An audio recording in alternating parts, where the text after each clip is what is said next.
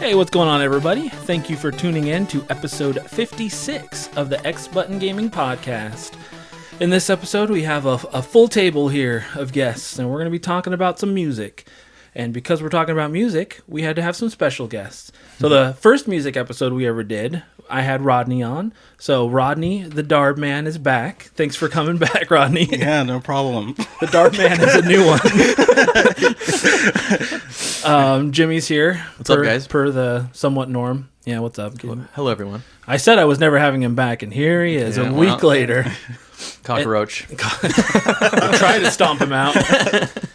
And then we have a first-time guest here, but this man knows his stuff, and we're going to get into that later. But first-time guest Ryan Brown is here with us. Thanks for joining, Ryan. Hey, happy to be here. Yeah, happy to have you. We've been wanting to do this for a while, and he came all the way from Mexico just to be on this podcast. Flew on his private jet. Reasons. Yeah. He had no other reason to come up here. He said, I'm coming up. We will not do video conference. I'm going to be there in person. That's right. No, I was excited because we were talking about doing it via Zoom or something, but being able to do it in person is more fun, so I'm glad it worked out. Me too. Yeah.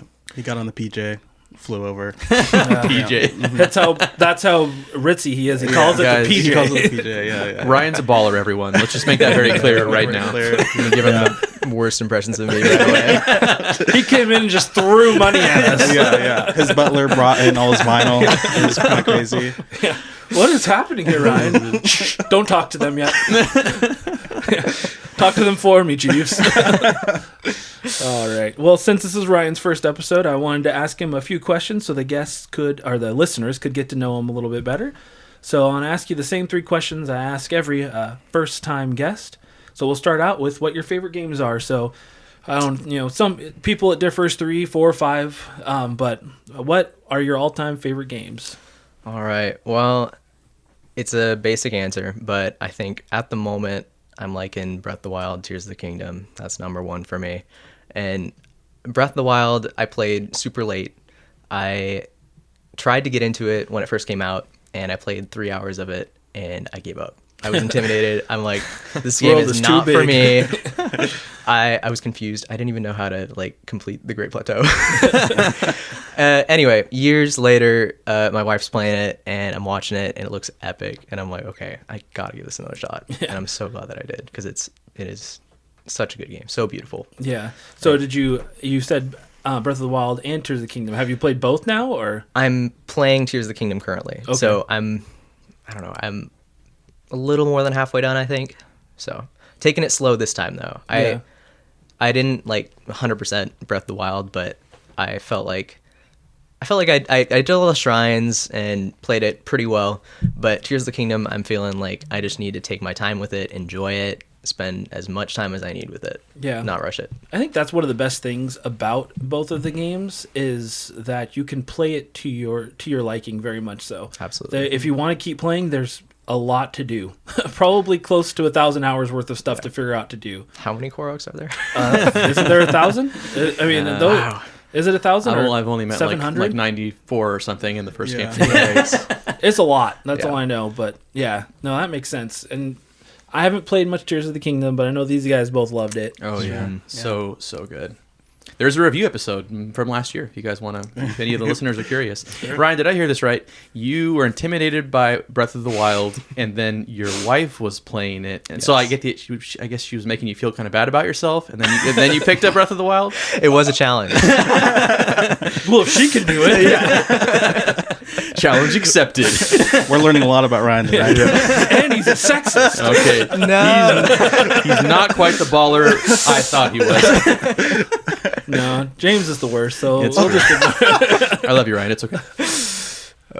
No, that's cool though. They're worthy of being in anybody's favorite games. I 100% understand. Like when I played Breath of the Wild, it's jaw dropping. Like especially what they were able to accomplish on the Switch. Like I know that sounds like a hate comment, but they pulled off for a launch title, a beautiful, massive world with a lot to do. Seriously. So no, that makes perfect sense. So what are some of your other favorites? I recently played through Persona 5 Royal. That one's really good. Oh, like that's that a one killer lot. soundtrack. Oh yeah, that's one of the things that kind of got me into collecting vinyl. Yeah. As well. Oh, that makes sense. That's a good one to. Yeah. That the Persona music across the series is good, but 5 blew it out of the water. Definitely. And it's a great game too. Yeah, it's very long. It is. It is.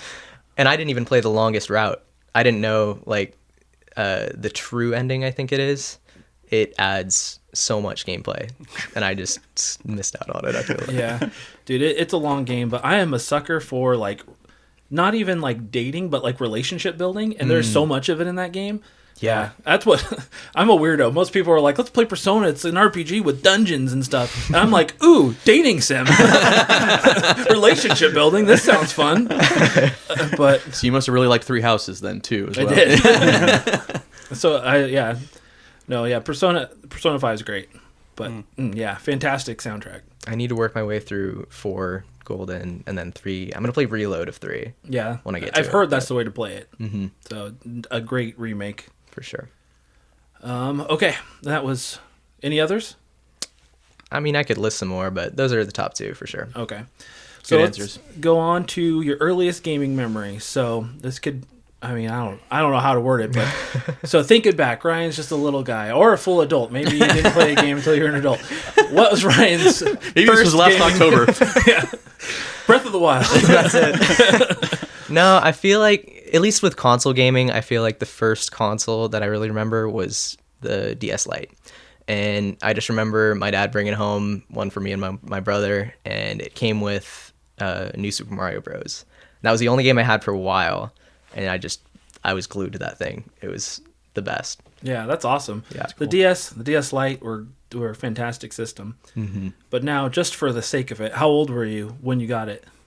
That's a good question. We just looked up. It came out 2006, you said? Yeah. So I must have been 5 or 6, yeah. Man, doesn't that make you feel old, James? Man. Yeah. Yeah. I did that just to make us feel bad. Because I was already working at GameStop when that happened. So I was a full-on adult. Yeah. But no, the DS Lite is, yeah. Do you have a favorite game on the DS? That's a hard one. I don't know. I didn't prep you for this. No. So. I mean, that was a good one, New Super Mario Bros. Yeah, I it liked is. it a lot. That's the one I kept going back to the most, for sure. And it's got a lot of hidden areas, too, which is nice.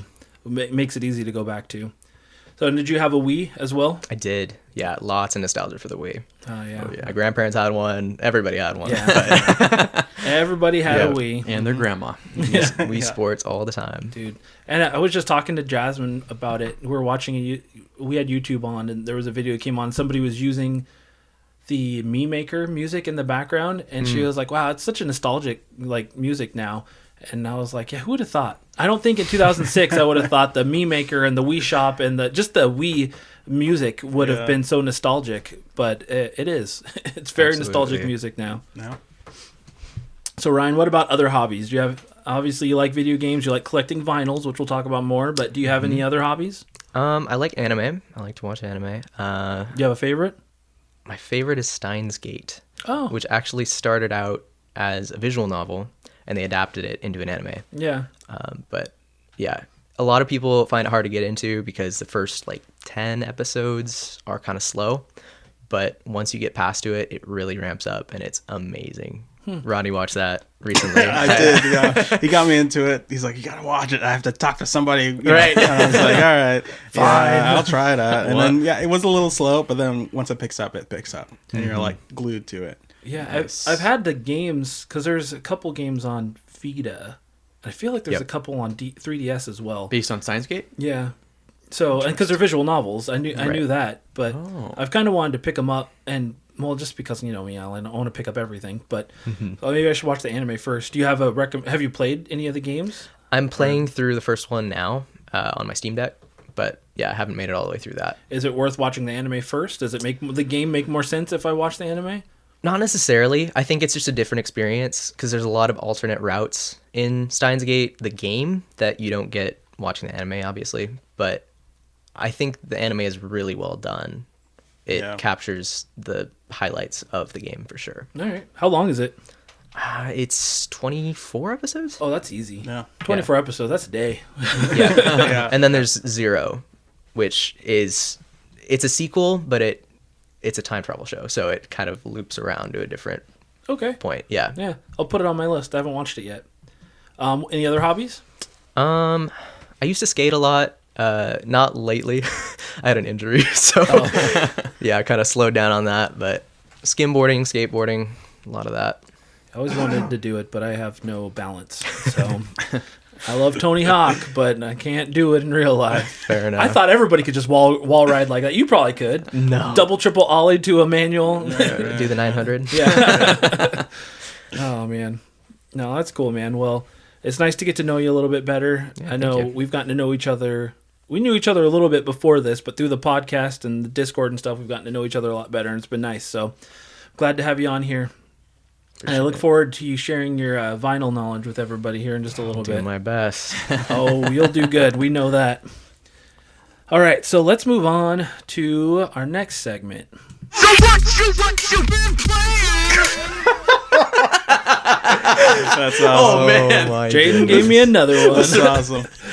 He never ceases to amaze me. He's not even here, and he's still providing us with Ghost of gifts. Jaden. Yeah. Can we get these sound bites on a vinyl record? That would be really Oh, man. nice. I have looked into like press, not for this, but like I was looking at pressing your own vinyl, and Yep. it's not as expensive as I thought it would be, but it is still not cheap. We will So, talk about that. Okay, Let's go. we'll get into that later then. But yeah, no, Jaden made that. I was like, dude, you're just a little genius, aren't you? We love you, Jaden. Good work. Strong work as well. Yeah. I tried to make sure it wasn't too loud. I think the first note was a little loud there, so I apologize. Fine. I turned it down, but It had a little bit of like a Beastie Boys vibe, a little bit. it wasn't just a little bit. It was a lot of it. Was it Beastie Boys? It was not a coincidence. Wait, does Jaden know the Beastie Boys? Yes, he does. Personally, he is a Beastie Boy. He knows Beastie and Boy. Oh man. So the segment, what you've been playing, and we'll start with Ryan and find out what he's been playing, which we may have just found out a little bit. Yes, Tears of the Kingdom. That's my main one for now. I try to play one game at a time, but That's smart. yeah, I mean, I'll play little multiplayer games in between. Bella and I have been playing a lot of Switch Sports Golf, actually. Really? It's so much fun. We did not expect to Nice. like it as much as we did, but if you haven't gone back to it, definitely give it a shot. Yeah, I haven't played. I only played Switch Sports at James's house, but we just did Yeah. bowling and tennis. I think. I It's don't one of think we those did. games I bought digitally just for the throwback feeling of I know. Idiot. This is before I transformed back to physical only and had a reawakening. But yeah, that sounds really There's fun. been an awakening. Yeah. I've heard. I think on Discord. I think what you. Now I rock a Teller suit. I think he was talking about. I think it was him. Maybe I read it elsewhere. But that they've re-released Switch Sports with an updated cartridge. Oh, yeah. With golf on it, which is pretty cool. Like, but they don't announce that. They don't say anything about it. They just release it. So I don't know if I might be getting my facts or something mixed up, but that might be something worth looking out for. 'Cause I don't have it yet. That'd be the way I'd want to get it, with everything on the cartridge. That's why I went digital. I was waiting for the definitive edition. So you could buy it twice. Yes. That makes Yeah. sense. Correct. There it is. You gotta Smart support. financial You gotta support the small indie Nintendo. And he didn't want to buy it once physically, and then he'd have to sell it or trade it in because he didn't need that version I anymore. want the convenience of being able to start it up digitally and not have to look for it, but also having the physical copy for myself. This is a two-pronged approach. This is a very expensive go. To Wii and Sports. you're sending very mixed messages. No, yeah, okay. All right.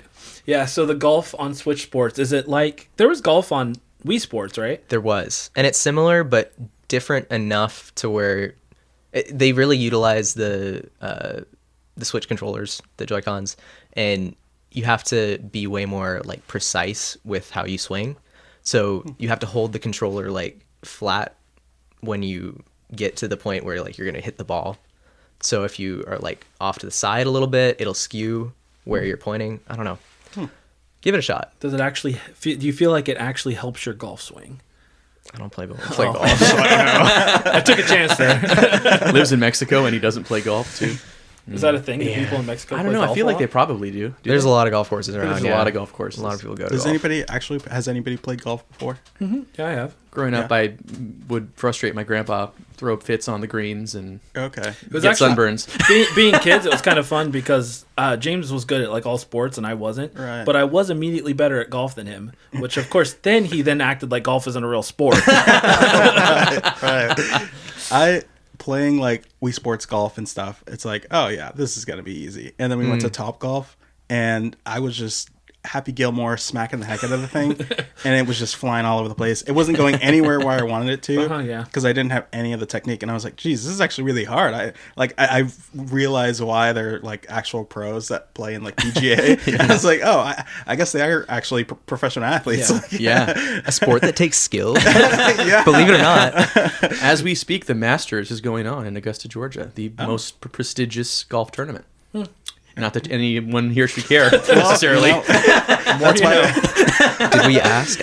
Tiger Woods is playing. Okay, I just Yeah, wanted to that's bring true, it up. that's true, Tiger, yeah. There are Tiger Woods video games, so don't forget that. Oh, so it's all video game related. Yes. Yeah. Yes. Well, me and James talked about this before. We got an ad to do that, so Yeah. that's why I brought it up. Oh, gotcha. We got paid. You didn't. Oh, man. It happens. Could have gotten in on it. Part of our EA Sports contracts. Yeah.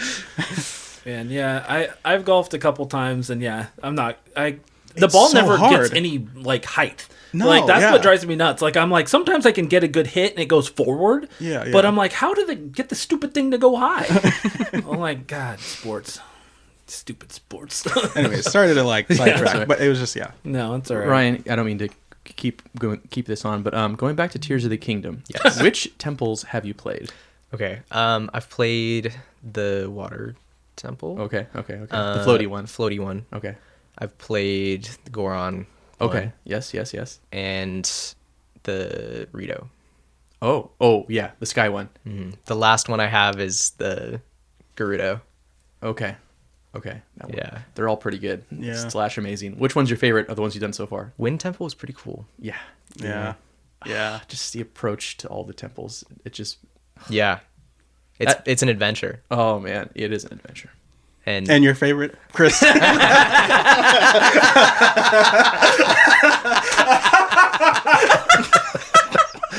Wow. Rodney's muted for reference. You just got zinged, man. Hold up. I liked the water temple. Oh, there you go. It was the only one I did. Honestly, the water temple was probably my favorite, followed very closely by the Wind Rito temple. Man. Yeah. Anyways, we talked about this before, but I just wanted to get his opinion on which one he liked. Of course. Yeah, we're moving on now. One day you'll know, Chris. One day. One day. Wait, what was your favorite? It was probably Wind. Wind? Oh, Yeah. Okay. Yeah, Wind was sick. Okay. Yeah. And the boss especially. Where's the Heart Temple? Captain Planet reference.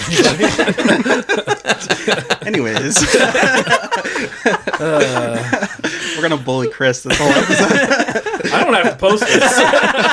This is all getting scratched. he holds the record button. You forget who's in control here. It's true. That's true. Oh, Ryan, you been playing anything else? That's about it. Okay. Jimmy, on to you. I've been mainly playing Live Alive. So it is, for those who aren't aware, a 1994 Super Nintendo game, story-driven RPG that is broken up into like 7 short stories or chapters. I think they're called chapters in the game. And they are composed of, one of them's prehistory, one is Imperial China, one is Twilight of Edo, Japan, one is the Wild West, one is present day, the near future. Don't make fun of that. And the distant future. Fun of what? Have any of you played this before? Or I yet? have not. It's on my list. I have not. It's been on my list for a long. I honestly bought it at like day one, and I feel like it's been like 2 or 3 years since the game came out. I'm not even sure. We did. Yeah, it's been a while. Yeah, Because I think we did a Nintendo Direct recap 2 years ago, yeah, and it came out not long after. yeah. And so like as soon as I finished Spider-Man 2, I was like, this is queued up next. That's on deck. I'm playing that, and I've beaten 4 of the 7 chapters, and I've got to say, dude, this game is really cool. And I haven't even played out the end game. I haven't played out the 3 remaining chapters. But my 2 favorite, one was China, Imperial China. There is this old wise master of, I don't know if it's kung fu or some ancient art of fighting that I can't remember the name of, but his name is Earthen Heart Shifu, and he knows that I don't know how he knows this, but apparently his life is coming to an end soon, and he wants to pass on his knowledge and his wisdom to like a single successor or disciple. So he like hand selects 3 different people, and as you play out this chapter, you and the decisions you make and how you train them determines who the one true disciple / successor. Oh, that's cool. becomes. So it can actually change. Yes, it can change, and yes, and yeah, it changes. I'm not going to say who I chose, but the name of the characters you can choose between: Lei Kugo, Yoon, and Hong Haka, and it was just a really cool little story. And by the way, all these chapters end with a boss fight that ends with a song that inspired Megalovania from Undertale. Interesting. Wow. So yeah, I was going to get to that eventually, but the music in this game is it's so good. It is so good. And being a music-themed episode, I kind of wanted to bring that up because the music is inspired or was composed, I think, solely by Yoko Shimomura. I think that's the right name. I'm sorry if I'm butchering this. I'll look it up a little bit later. But she's also the one responsible for Super Mario RPG's music. She's touched a lot of different games, Capcom and Square related. Kingdom Hearts. She did Kingdom Hearts 1, 2, and 3, I believe. Like a lot of Kingdom Hearts music by herself, from what I understand. Xenoblade Chronicles 1. Yeah, so like bangers. She's a lot of pedigree, and the music is it's so good. Were you aware that there's a bootleg for this game? I am aware, and that's okay. So you know how this was on deck. Once I get the ISO I'm looking for, Live Alive is what's on deck. So yeah, and then finally, I was going to say my other favorite chapter that I did was what was it? Present Day. So like most of these stories that I've done so far are, like I said, like story-driven RPGs with the combat carries across to all the chapters. It's like grid-based, and it's not like I wouldn't say it's turn-based. It's kind of real-time in that you're moving a couple like squares at a time. You try to get close enough, and depending on the attacks you use or have learned, you can hit them, or you can debuff them, or you can buff your own stats. I'm explaining it very poorly, but the combat system is really unique for an RPG, and I don't feel like I've seen a lot like it before. But anyways, Present Day chapter, it transformed what was mostly like a story-driven RPG into like an arcadey fighter, where like you see it's this one guy named Masaru Takahara, and he's like this fighter who's hoping to hone his craft by beating all the best fighters in the world. And so it's kind of structured and like clearly like a parody or inspired by Street Fighter, I think, because you see like these 6 or 7 fighters from different. There's like a fighter select screen where like, who do you want to fight? And it like clearly is very Street Fighter inspired, and it's just you fight them one at a time. It has nothing to do with story. You're just beating one of these fighters at a time. He learns any skills they use so that you can use them for future fights. And then once you clear all those fighters, you face another boss. And all the bosses have the same song played to them. Anyways, this game, very cool. And I'm really excited to finish it, and I would highly recommend it. And I can see why people were clamoring for it for the longest time, because it was only in Japan for just until recently. Oh, wow. Yeah, it's one of those RPGs that I've heard about for years, like since the late 90s, that everybody hoped would come. It was that and Seiken Densetsu 3 were like always on lists, but we got a remake of that, Seiken Densetsu 3, like 6 years ago. Yeah. So I guess it was about time. And they did that beautiful like 2.5D art style with it too, right? Yeah. Oh yeah. I didn't even mention. Yeah, they got an HD 2D like pretty up basically. Oh, and one thing I didn't mention is that all 7 chapters are interconnected. So these are all very different like time periods, so to speak. But what you do has an impact in the future. And from what I understand, I think there's one final chapter that ties it all together in an apparently amazing way. And also, it's just like full of charm. It's really funny, a lot of the chapters, and the characters are really likable. It's just so weird that like, because like the lengths of the different chapters varies greatly. Like the combat one I was talking about, Present Day, was really short, and there's other ones that are a lot longer. It's just the pacing and flow of the game is so strange, and that you're just like literally turning the page to something entirely different sometimes. And the only thing that crosses over really is the combat. It's really weird and wonderful. It sounds super unique. Yeah. It's definitely something that I want to play. I love things that like break the mold. It definitely sounds like where Octopath Traveler got some of its inspiration from, but maybe done better. Because I was complaining a little bit about Octopath Traveler before you got here, just how I hate that the stories didn't interconnect when they met up with each other. Like this is different because they're not meeting up with each other necessarily, but they're still going to interconnect the story. So Yeah, there's probably some inspiration there. By the way, too, apparently Octopath Traveler 2 was sick. That's what people say. I've heard it's better than the first one, But I don't know. but a lot of people like the first one. I just couldn't get into it. Great music though. Oh, yeah. And Purdy.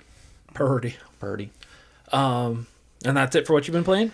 Yeah, pretty much. I've been, I've been dabbling in Pocket Card Jockey still. That's what whenever I finish a chapter in Live Alive, I go to Pocket Card Jockey and play through a whole like series of races with one horse and see how I do. Dude, that game is so stupid and it's great. It's good. I like it. I've also been dabbling in a little, getting back into Madden, playing with my dad some, and I played with Kel. I played with a couple people. My brother, I've got my butt kicked a couple times. But I always come back to Madden, so that's not any surprise right there. Long time coming back to Madden. When we were kids, we used to go. When I'd go to his house, his dad would bet us that the two of us together couldn't beat him, and if we'd beat him, he'd give us $10 each. And then when we'd beat him, then he'd do double or nothing. Oh yeah, Wow. And then we'd lose. Or sometimes the stakes would be really high. Like he'd be like $50. Like if you guys win $50, and then we won once, and then we doubled it or nothing. We did a double or nothing, and we took it. We got $100 each. Yeah. And he tried to get us double or nothing again, but we're like This is 14, 100. 15. We're like, no, $100. That's Cash out. That's a lot. Exactly. when And he- $100 feels like $1 million, you take the $100. Yeah, and he paid up. Wow. he He took did. us to the store and let us buy stuff. So That's awesome. And therein is also why you see me and Chris are so competitive in some aspects of video games. yeah, Me more than Chris probably, but I'm pretty competitive. My dad was a bad influence in that regard. Bet us.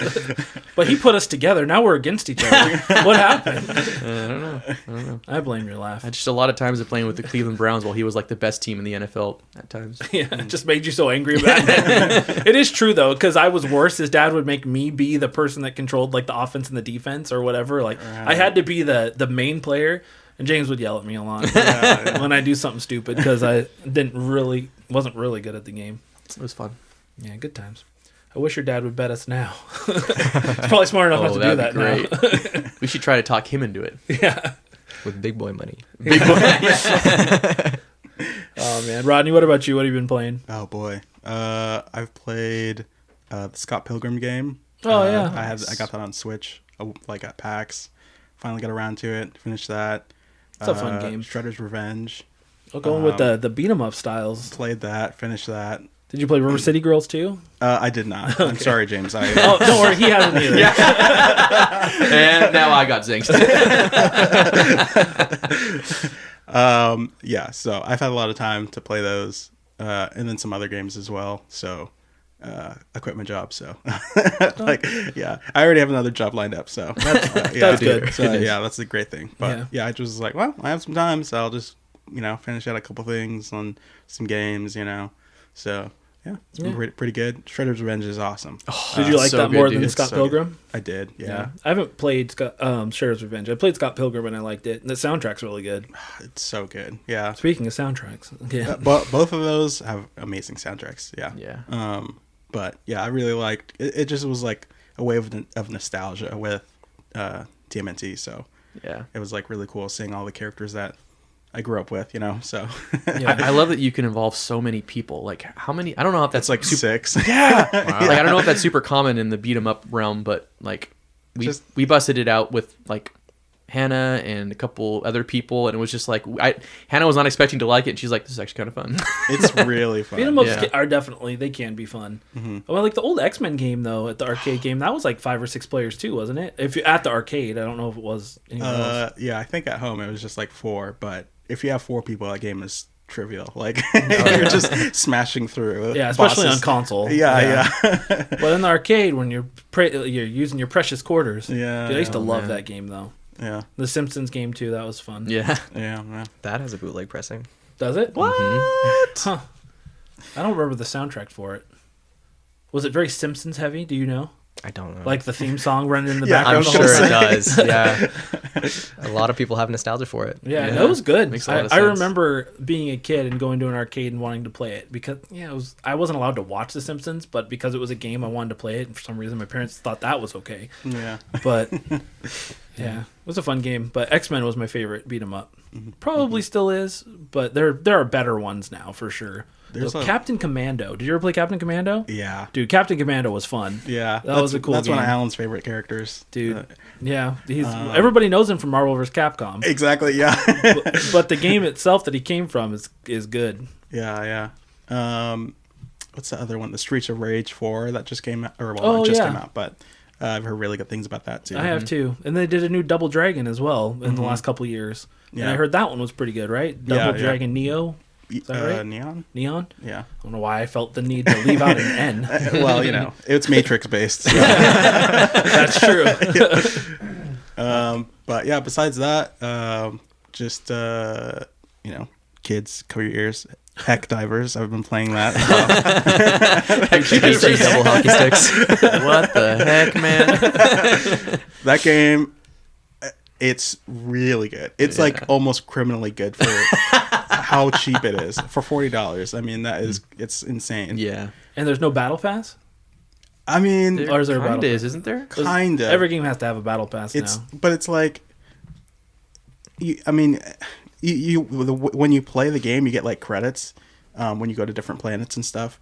So you can get enough credits by playing like maybe 5 hours to get the battle pass, and that's way like other games that I've played that have been online service games. It takes you like weeks to get enough to get to buy a battle pass. So in comparison, that's really good. And then also they have like they just released a new one today, and so they have 4 different like battle passes, and they're all just like costumes and weapons and stuff. So I don't know. I don't think it's that bad. I mean, It's not, especially if you can earn the credits to buy it yourself. You can earn them so quickly. Yeah. That's not predatory, because then I'm sure you could probably buy it outright if you wanted to.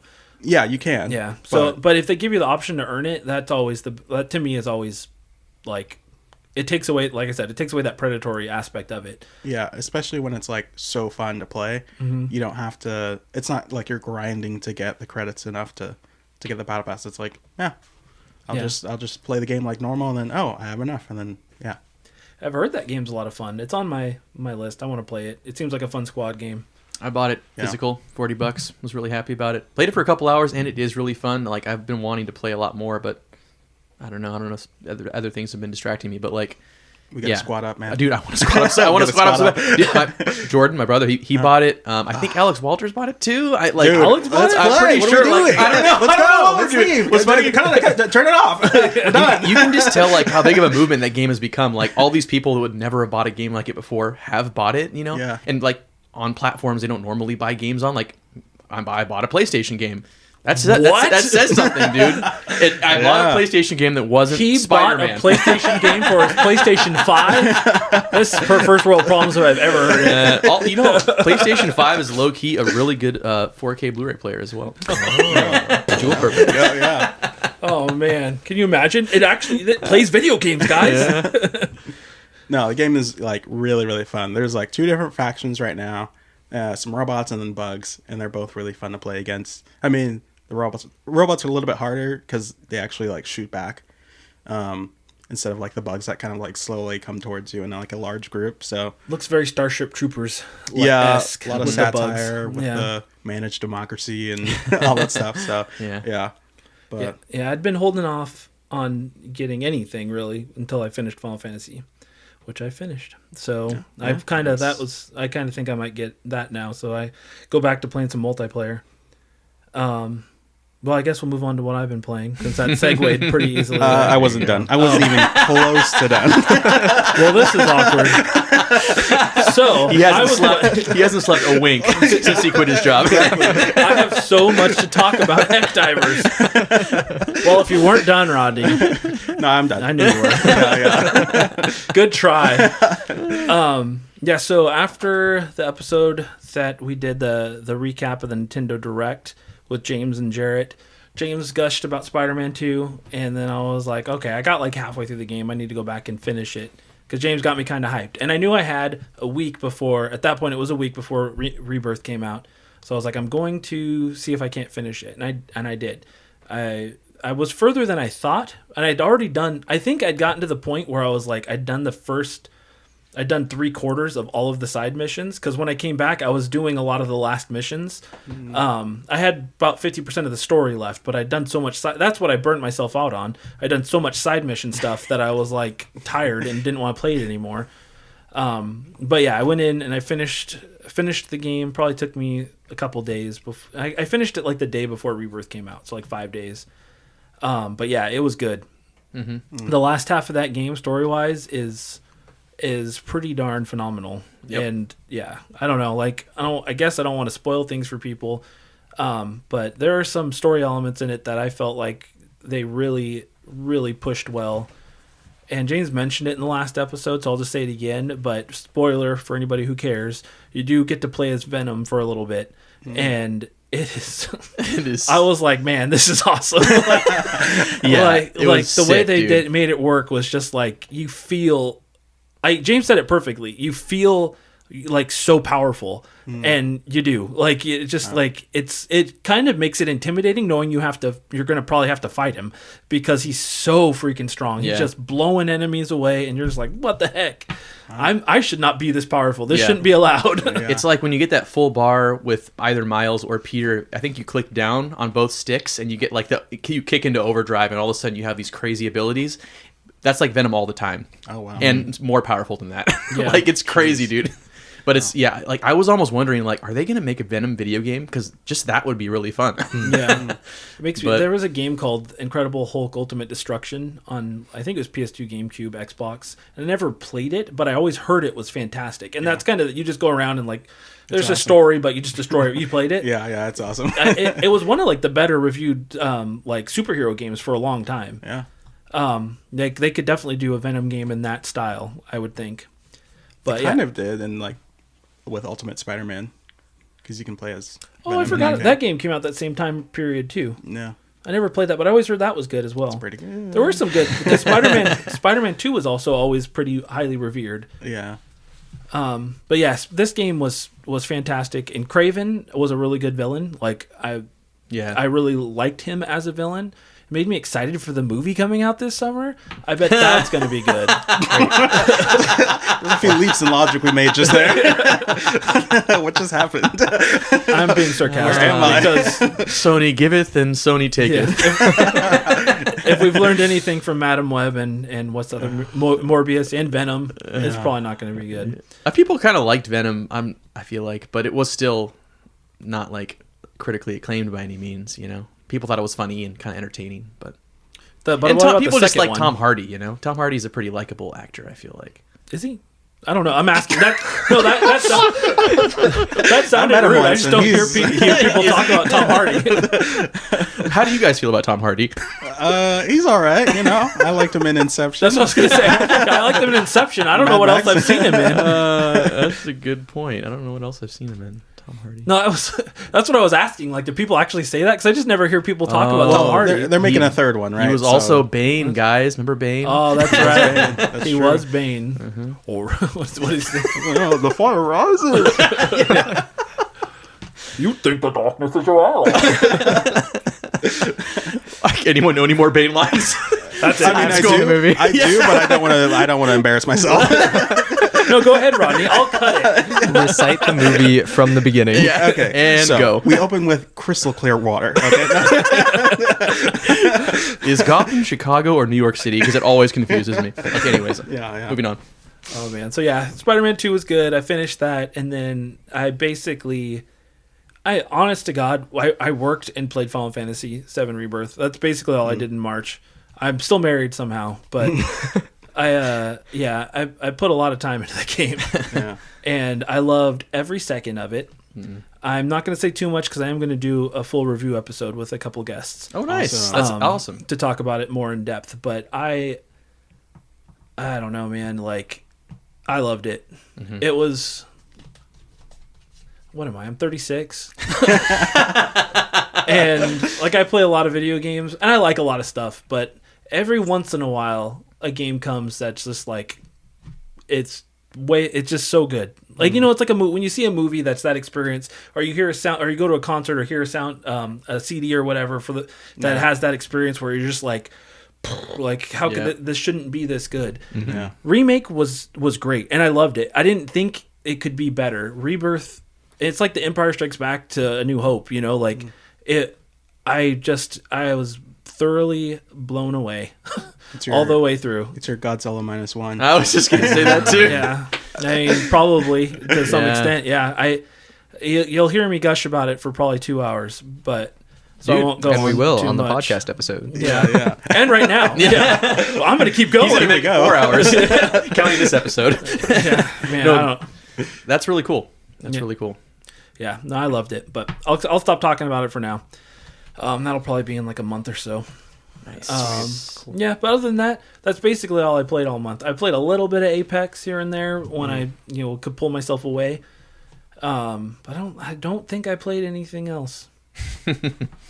I really don't. Just not enough time in the day. I didn't care to play anything else. You were full Final Fantasy zone. This is how much I was into it. Like this, this probably is going to sound really stupid to a lot of people. Okay. But like, I play stuff pretty regularly. But honestly, one of my favorite hobbies isn't just playing games, but it is buying games. Like I love like looking and trying to find deals and like buying stuff. I didn't buy a single game the whole month of March. Granted, money was tight too, but I've bought games when money was tight before because I'm an idiot. It was very easy to just like all of my free time went to that game because I was just so into it. Like I probably ruined friendships. No, I still did stuff because Jasmine said I had to, but any opportunity where she was like, you don't have to come, I was like, done. Yeah. Go. You're good. Have fun. But yeah, no, I loved it. So, all right. So we'll end it there with what we've been playing, and we'll move on to the main topic. So like I said earlier, we're going to talk about music, but not just music. We're going to talk about, obviously not just music. We're going to talk about video game music, but we're going to talk about specifically video game vinyls. Now, anybody who, I didn't have this planned out, but we'll say this: like when you play a game, and you really like it. So for me, Final Fantasy VII or Chrono Trigger or Earthbound or something like the music sticks with you. Like I can be somewhere and I hear that music and it incites emotion and incite feelings of, happiness or sadness or memories even of like events that were happening at that point in your life when it happened. There's a reason why people love not just video game music, but music in general, concerts, buying albums. Music, we talked about this on our episode that we did, Rodney. Mm-hmm. Music is very important. Like it was important today. It was important in the Bible times. There's a reason why it's probably one of the few things that has transcended time. Mm-hmm. It changes, but that's whatever. Video game music is just as good, if not better in some cases, than any other kind of music. And when you have these favorite soundtracks, a lot of times, like, it's nice to own them. And these companies don't make it super easy to stream, Right. So having the option to buy them is nice. And nowadays, one of them, might seem weird to some, but one of the most popular ways to listen to music again is vinyls. It never died, but it has come back with a vengeance in every aspect.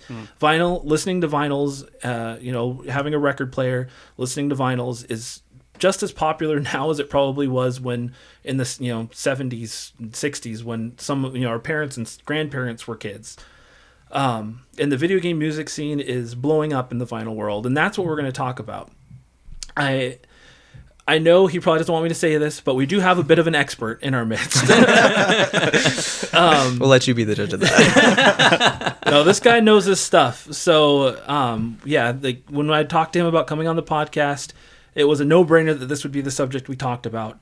And the matter of fact is too, I love music and I enjoy vinyls and I love video game vinyls.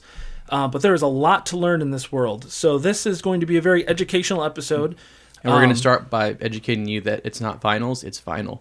I don't know much, but Ryan taught me very early. So it's plural. Yes. I don't know much, but I remember on Discord Ryan telling me, it's not vinyls, stop saying that, it's vinyl.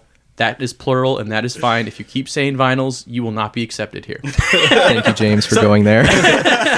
something to that effect. And I don't mean to make you feel bad, Chris. Oh no, I do. So, But Ryan made me feel bad. Yeah, I was gonna say. If I'm making you feel bad, it's because Ryan made me feel bad first. no, I don't feel bad. It's pretty hard to make me feel bad because I make myself sound stupid all the time. No, but Ryan has been very kind and gracious, and he's very patient. So, yes. Yeah. So what we're going to do is I have a series of questions that I will fully admit I did not come up with on my own, that we're going to ask Ryan, because this will be a way for, like I said, I didn't do any research for this episode. I told Ryan this before, and the very specific reason is that even if I did 100 hours of research, I still wouldn't know as much as him, so what's the point? I might as well learn with all of the listeners from somebody who has done the research for us already. So anyway, so we're going to go ahead and get started and get ready to learn and talk about video game vinyl. Yeah, baby. There you go. God, I'm so He's already smart. learning. Good job. So I probably already cheated and talked about this a little bit, but what is the appeal of video game records? Yeah, so that's a question that everybody kind of has a different answer to it. Some people claim that vinyl is the highest quality way to listen to music, and I think to some extent I agree with that it is a very high quality medium, and if you have a great system, it is one of the best ways to listen to music. However, there's other aspects of it that, it's always going to sound slightly different. There's going to be pops and crackle, imperfections in the vinyl. But that, for me at least, is something that's kind of charming about it. I do kind of appreciate that, and just kind of the warm sound. That's kind of not everybody can agree on one way or the other what they think of the sound, but I think it definitely sounds warmer to me than digital music. But that's all subjective. But yeah, for me, I think it's just the physical aspect. You of all people understand physical media. That's a big deal. Being able to own it, being able to hold it in your hand. Absolutely. And something about the way records are, they're a nice form factor. You can, have a nice big piece of art. Yep. So that's nice. You can display it. But also you have, give or take 20 minutes aside, and then you have to flip it over. And so it kind of slows you down a little bit. You have to be more actively involved in listening to it. Yep. And then you have to actually get up and you have to flip it over, start it up again. So it keeps you more engaged, keeps you more involved. That's kind of why I like it. But yeah. Yeah, that makes sense. Let's go around the table. James, what is appealing about vinyl to you? I'll be touching on a lot of the same things that Ryan did, but I mean, I agree completely. I'm not educated enough to know whether one medium has better sounding quality of sound or not, but I buy records now for the same reason that I buy physical video games or physical movies, right? Like, it's been well established on this pod, I'm a collector, and vinyl offers me something that CDs, but especially digital music, cannot. So he already talked about it, but the art on vinyl records, often because of like he said, the size and the form factor, it pops, dude. It stands out. And so it's like inherently more displayable than CDs, for example. Although I used to have a CD collection that I used to cherish, which got lost in a road trip to the Oregon coast, and that's a really painful memory, honestly. I was there when that happened. You were there. I literally set it on the top of our car, and then we drove off. I don't know where it ended up. That was probably like 300 CDs, one of those massive. Anyways, that's trauma we don't need to get into. But one could also argue, unlike digital music, vinyl records, like he said, they're tangible, physical things. You can hold them, you can touch them, you can you can cherish them in a different way. And you can argue that buying digital music doesn't actually give you ownership over it, right? In the same way that like movies, video games, we think we buy them digitally and they're ours, but we've seen time and time again more frequently that doesn't necessarily mean that stuff's ours. You buy a vinyl and it's yours. And like he was saying, like, I feel like records provide an experience that no other way of listening to music does. Like, I literally only got my turntable last week. And it came all wonky and stuff, like from shipping. Like, it was obviously, I don't know what UPS or the U.S. Postal Service did to my turntable on the right, way what you doing on the to way that from turntable, Massachusetts. boy. Yeah, but yeah, Ryan came over a couple days and he like fine tuned it, and it was working in the first place. But now What'd you do? it works You as can't see intended. this, but the way he did fine tuned it was a little creepy. I don't want to know what Ryan did to it. Ryan Magic. Sorcery. No, we don't do that. digital jazz, man. Actually, analog jazz. Man. You recognize that quote? Tron, No. baby. Tron Legacy. Yeah. I got it. Okay, all true. right. But yes, Hey, good job, Ryan. I've got to say, the process of like, now that I have enough records to do this, the process of picking out a record, like holding it in your hands, like looking at it, flipping through whatever kind of notes may or may not be in it, and the inserts, and then you take it out and you set it on the turntable and you slowly put the needle down. I'm telling you, dude, there's some magic to this process. Like it's like a ritual almost. It I've is. only been doing it for like a week, and I can already see the appeal to it. Like, I don't know. It's just a really, really chill, relaxing way to like you said, listen to music like with intent. Not like background noise. Although it can also be background noise. If that makes any sense at all. Totally. But yeah, that's kind of where I'm at. And we didn't talk about variants either. Mm-hmm. The actual discs themselves being, different colored variants, and they are beautiful sometimes. Yeah, that's a really good point.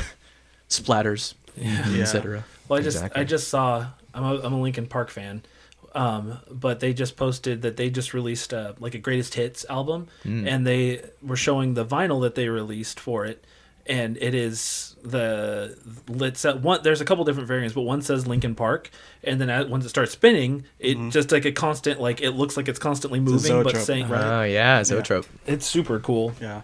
Well, So you Rodney, already know I want that. Yeah. I saw that same post. I I was know. like, I'm getting that easily. You have a Zoetrope, right? Zoetrope, right, Rodney? Do I? I thought you did. I thought it was a little like 7. Oh, well, yeah. I mean, Yeah? that one, yeah. Yeah. Anyways, well, Rodney, what about you? What's the appeal to you? I mean, I feel like I'm just gonna be repeating. It's gonna be just It us took playing the telephone. wind out of your thing. Yeah. Sorry. Well, let's hear your version of telephone. Okay. So basically, no. No, I mean, Ryan got me into this. It's his fault. I'm sorry. I'm Me deeply, too. deeply in debt. I don't know like- what to do. I think Ryan's contagious because he keeps spreading this. It's the vinyl virus. Oh, that's what he was doing. That's what he's doing. That's what he was doing with his He's hands. looking at you while he's doing it. Guys, stay away from Ryan at all costs. Unless you want the virus. Yeah. It'll only cost you more money. But yeah, at first I was like, what's the real difference? And, obviously there's people that could probably tell the difference between, the analog and the digital and, whatever. And that's fine. I personally don't super care about that. I mean, maybe I should as a musician. I don't know. But like, I more of just appreciate just the music itself as a musician, like of all the hard work that was put into it and mixing it and mastering it and all that stuff. So I just like being able to listen to it, especially physically, because yeah, like it's been said already, there's a lot of stuff, especially in gaming, where something is digital and then it's no longer supported and then it just disappears. Yeah. And then even though you bought it, it's gone forever. Mm-hmm. And so I kind of have like over, I think, I don't want to say, but I have a lot of songs on Spotify. And I know that, eventually it's just going to disappear, or, if the, program is deleted or like, the company's hacked or whatever, I'm going to lose all of that. But, with vinyl, I have it. It's, secure, relatively. So that's kind of another thing that I like about it, that it's just like, okay, I have this here and I'm able to listen to anything, that I want. So yeah, that's kind of what I like about it. Yeah, I'm right there with you. I'm not an audiophile. I will never claim to be. I do know that I like the sound of a vinyl playing better than just listening to a CD or streaming on Spotify or whatever. But I would not be able to tell you why. Like I know I like it more, but I don't know why. But 100% what you guys have already kind of talked about, it's the collecting aspect for me. Like it's I liked having CDs back in the day, but it got to a point where it was just streaming was easier, and they're the same. Like CDs and streaming don't sound different to me. So I was like, why wouldn't I just go to streaming when it's cheaper and easier? Yep. But with vinyls, like it's a collectability. Like, I mean, I don't know. It never felt like all that possible to buy a vinyl or a CD for like Suikoden 2, you know. But because of the the hype around vinyl right now, it's a lot more common to get at least a limited release based off of games that we like, which that makes it more fun to have to be part of. But also, just like you guys kind of said, just sometimes like when we don't want to watch TV or like we just are gonna like have dinner or just play a game or something, putting on vinyl and just listening while we're doing that, there's just something about it. It's more of an experience. It really is. So, Absolutely. Yep. and it is fun to watch it spin. So No It doubt. is always it is that. always nice to like put something on while I'm cooking. That's I mean, I usually when I cook I'll use my headphones, but it's been a lot nicer to just have a vinyl going because your ears start to hurt after a while, like if you have like over the ear headphones or something. So yeah, it's nice to just have it playing somewhere else, with the speakers and everything. So yeah, that's basically whenever we're not, if we're up doing stuff, we're cleaning, we're cooking, or like we're not watching TV but we're hanging out, we'll put on a record. yeah. So, yep. All right, so let's go on to the next question. Why? So we know what the appeal for us is of vinyl records, which probably is for a lot of people. But then why put video game music on vinyl? What's the win there, Ryan? Right. So you talked a little bit about the accessibility of it. A lot of times, streaming will not have the soundtracks that you want to listen to. Yep. So that's part of it. But I think a lot of people's reason is nostalgia. They put it on and it puts them right back to when they were playing the game. Yep. For me, it's honestly something. The video game vinyl community is what kind of got me back into gaming again. I've always liked video games, but the collecting aspect of it, and it's actually introduced me to a lot more music. So it kind of makes me motivated to play those games of albums that I find that I like. Yeah, that's completely reasonable. I mean, sometimes anybody listening to this podcast probably would agree with this. But their video game music is sometimes some of the best music, like just in general. And, there's a reason why people put on concerts, orchestras, full bands dedicated to music based off of different soundtracks and stuff. Right. And I don't think anybody would deny that, like, the Mario Brothers theme is probably one of the most iconic songs of all time. Like, I think just about anybody can recognize that. Yeah. So, no, it makes sense. I was going to say, like, it's, I realized this, it became very apparent to me that, like, video game music, I don't know about a majority, but there is a large amount of it that you simply cannot find, digital or otherwise, Yeah. right? Right. And it's extremely frustrating. And this became very obvious to me a couple years ago when, for one of our video game events that we do annually, I wanted to create a playlist on Spotify, and I wanted it to be like predominantly Pokemon and assorted Nintendo music and other stuff too that wasn't Nintendo related. But like, it was very rare to find anything that was distributed or licensed by the companies like Nintendo or any of these brands themselves. So I'd have to settle, in quotes, for covers of songs or orchestral arrangements if I was lucky enough to find one I liked. There was like a lot of lo-fi, a lot of electronica, and like some instrumentals, which I tend to steer myself towards. But like, and some of it like is really good on legitimately, because I made a playlist that I actually was really happy about. But like, rarely ever was there an original soundtrack or even something that was merely licensed. Like, and that's what I actually wanted, right? That's generally what you want. You want to go back to the very sound that you heard and fell in love with, like Ryan said. Like, there is a nostalgia that you can't detach yourself from to some degree. And so, yeah. I'll just add on that note, like, I will say the lack of music on Spotify and stuff is what introduced me or got me more interested in lo-fi, though, because I don't know if it's something I listen to much, but when you can only find lo-fi versions of Zelda and Pokemon and other like music you like, Now I have vinyls for those. Yeah, yeah, yeah. But like, and I wouldn't have had them before. I don't think I would ever thought to listen to it before. Yeah. But It's kind of tough too when it's like, it's more frustrating when it's like the music is available, but it's like region locked. You're like, okay. You're like, oh my gosh. You're like looking on a Spotify or something and it's grayed out. It's like, oh, it's not available in your area. And I'm like, thanks. But, it is on vinyl. So it's like, okay. Yep. All right, so let's go on to record labels and whether it be official or bootleg. Yes. So, how do you want to talk about this? Well, I just thought I'd explain kind of what a record label is, what they do, and kind of the difference between the two, an official label and then a bootleg label.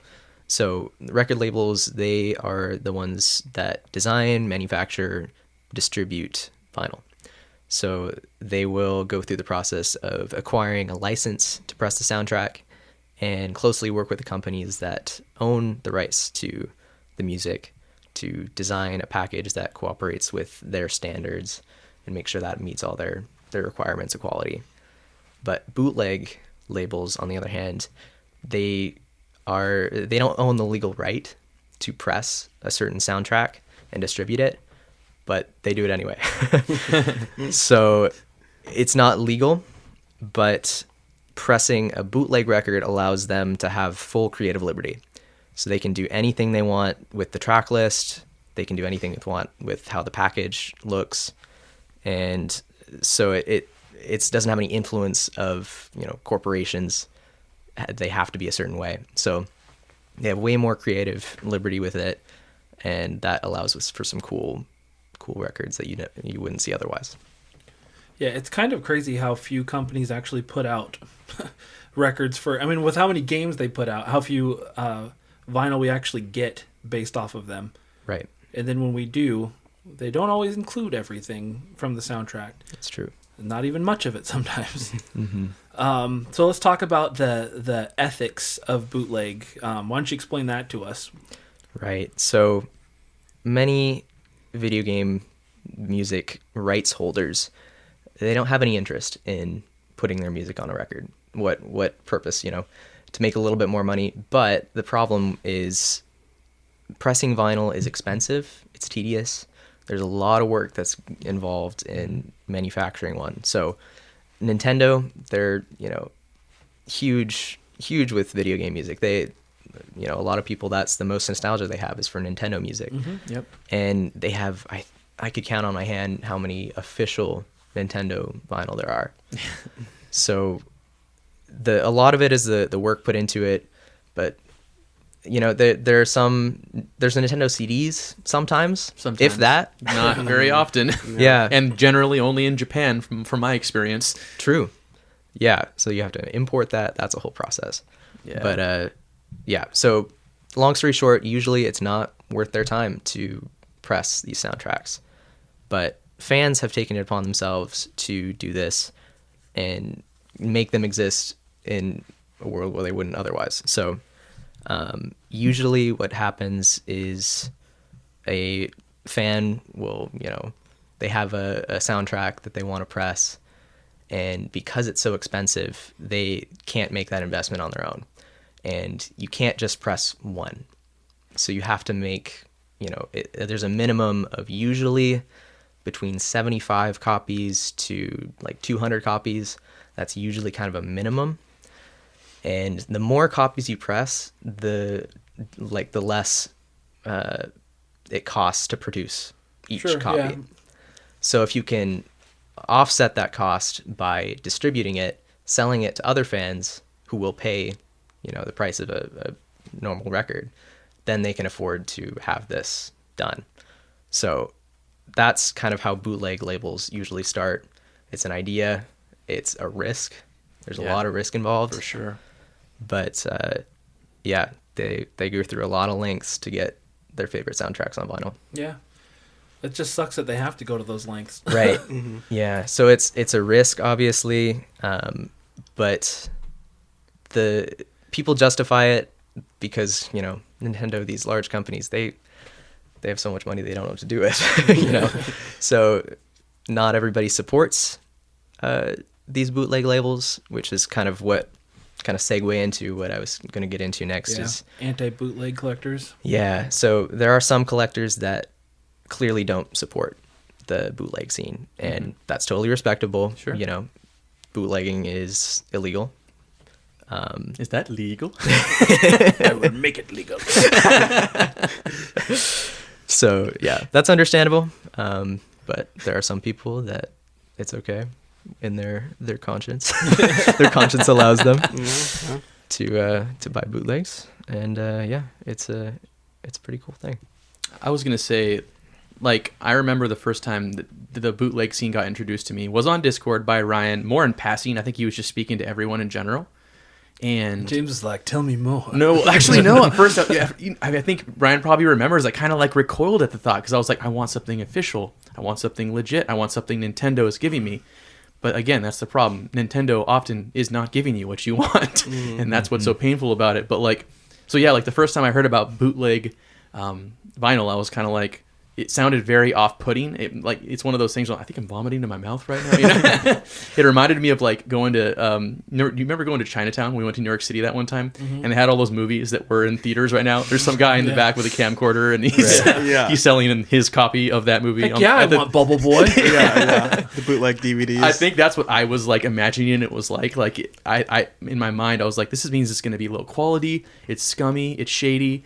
But like once you realize that it's like fans who are just as big of fans as you are, it changed my whole perspective on it.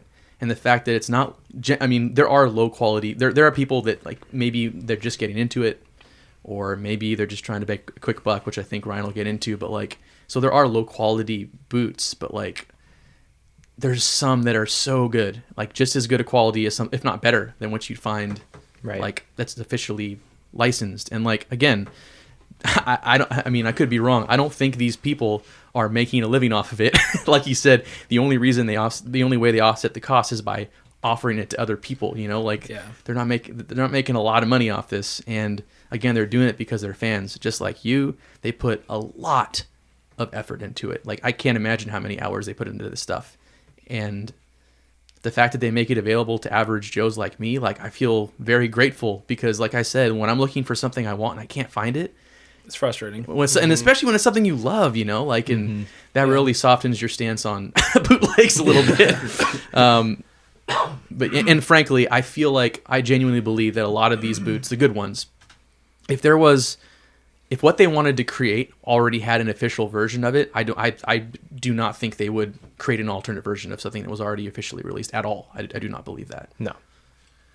Yeah, I was gonna chime in here a little bit too because I don't know a lot about the vinyl bootleg scene, but when it comes to, excuse me, especially video games, if you go on eBay and you wanted to buy a copy of, say, Pokemon Emerald, there are going to be hundreds of bootleg copies on there, excuse me, that look extremely close to the same as the official copy, where if somebody's mom or a wife or spouse I should say was going on there and didn't know much or anything about game purchasing, they'd be like, oh, this one's only $50, those are $150, I'll just buy that one. Like these guys are idiots. And these people don't put on, well, some do, but most of them are complete jerks, and they don't put in the post anywhere that this is a reproduction. Right. Yeah. They're just trying to take advantage of people. Right. This isn't the same as that. Like James kind of just touched on, these are people putting it out because it's just not there. Right. Like, Yep. and like Ryan touched on, there's still an ethics thing there, and nobody's here to try to persuade how people feel about it when if it bothers you. Yeah. But it's a nice option that we, like James was saying, we wouldn't have otherwise, and it isn't scummy like video game bootlegs, and I'm sure a lot of other kind of bootlegs too. I know they do it with clothing and high priced watches and purses and stuff. Yeah. Those are people who are looking to take advantage of the situation. This is not the same. Like was touched on, there may be some who are, but that's not the point of the overall community. Yeah. Correct. Yeah. I mean, yeah, like you said, it'll say like, oh, this is a bootleg, or this is the unofficial, release or whatever. making sure, I mean, probably legally they have to say that, like that this isn't the official release of, some soundtrack. But like, I mean, obviously, yeah, it's like an ethics thing, but for it to be, somebody to put this work into it and be like, hey, this is that music that you love. You can't find it anywhere else. Do you want to buy it? And it's like, oh, well, I mean, yeah, I can't find it anywhere. I didn't know where else to put this because I just wanted to mention it. There's a band, everyone's favorite Australian psychedelic rock band, King Gizzard and the Lizard Wizard. Of course, yes, of course, King Gizzard and the Lizard Wizard. Yeah, of course you know about them. So for them, they're totally fine with bootlegging their stuff, and they have like this website. I mean, it doesn't really help to show it because it's not a visual podcast. But anyways, they have this website, and they're like, here's all of our master tapes. Just download it, and then press the vinyl. And our only thing is you should give us like a certain amount so that we can sell on our actual website.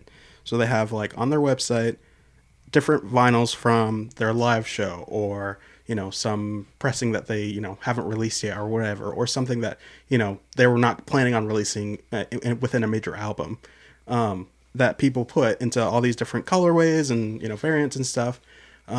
So even though it's not like legal or whatever, there's bands that are like they want their stuff out there. They want people to be able to listen to it because they as musicians, they are still fans of music, and they want their fans to be able to listen to it.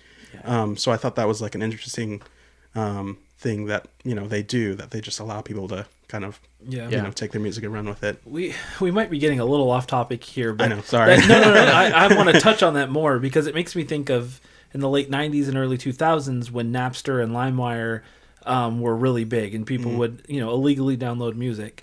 And yes, the artists were not getting money from those downloads, but I can't imagine that if they actually were take the time to like think about how many of those, like me, I remember we downloaded Metallica and whatever else. I'm not going to go on a tangent, but all these bands were bands that I continued to listen to, that I bought their albums later on, that I saw in concert. Like I stole because I didn't have money. I downloaded illegally a couple albums worth of music, but they got money from me in the long run, and I'm sure I was not the only one. I'm sure a lot of people discovered music because of that. It just I know that there's a gray area there, but how are you supposed to even discover it? If somebody doesn't provide you with the option when they're not doing it. Agreed. What are they called again? Gizzard, Wizard, Lizard? Yeah, King Gizzard and the Lizard Wizard. How is Chris supposed to know about King Gizzard and the Lizard Wizard if I didn't know about him? I mean, that's why I know. Rodney brought me a bootleg, and I was like, "This is King Gizzard and the King Lizard and the Gizzard Lizard." No.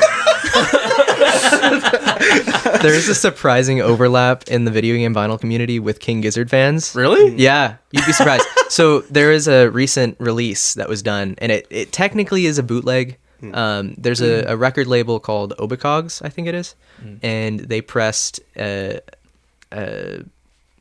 of their albums in the Super Mario 64 sound font. Ooh. Oh, that's cool.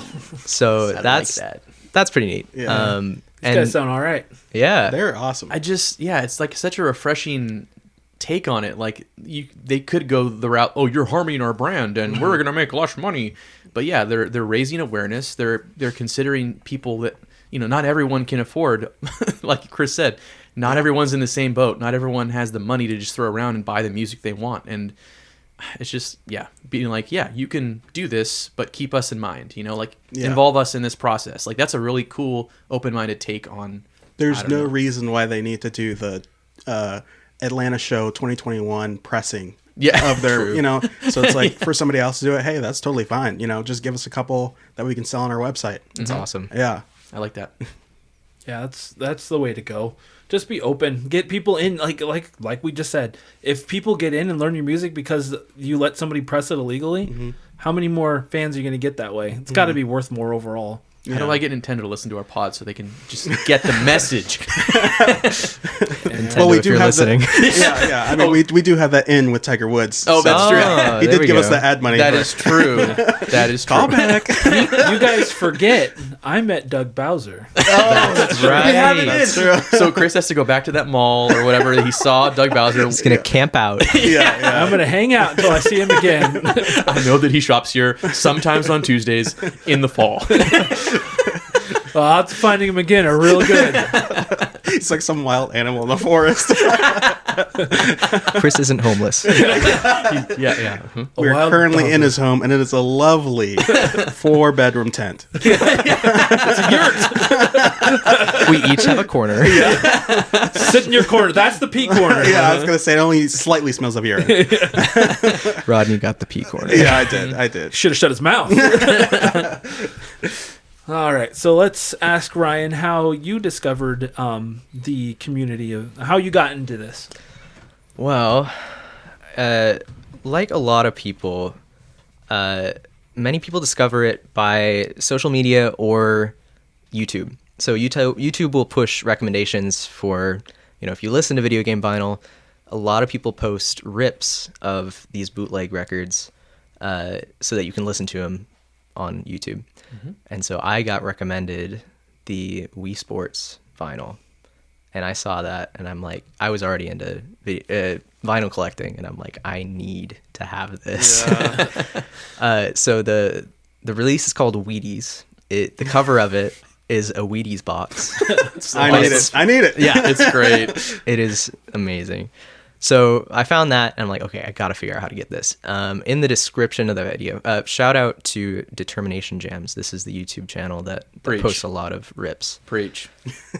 Great channel. Highly recommended. Yep. And I don't know if it was a comment or the description of the video. If you want to learn more about bootlegs, join this Discord. So you join the Discord community, and you're immediately thrown into the deep end, and you're like, what is going on? So being me, not knowing anything, I immediately went and Hey guys, I like vinyls.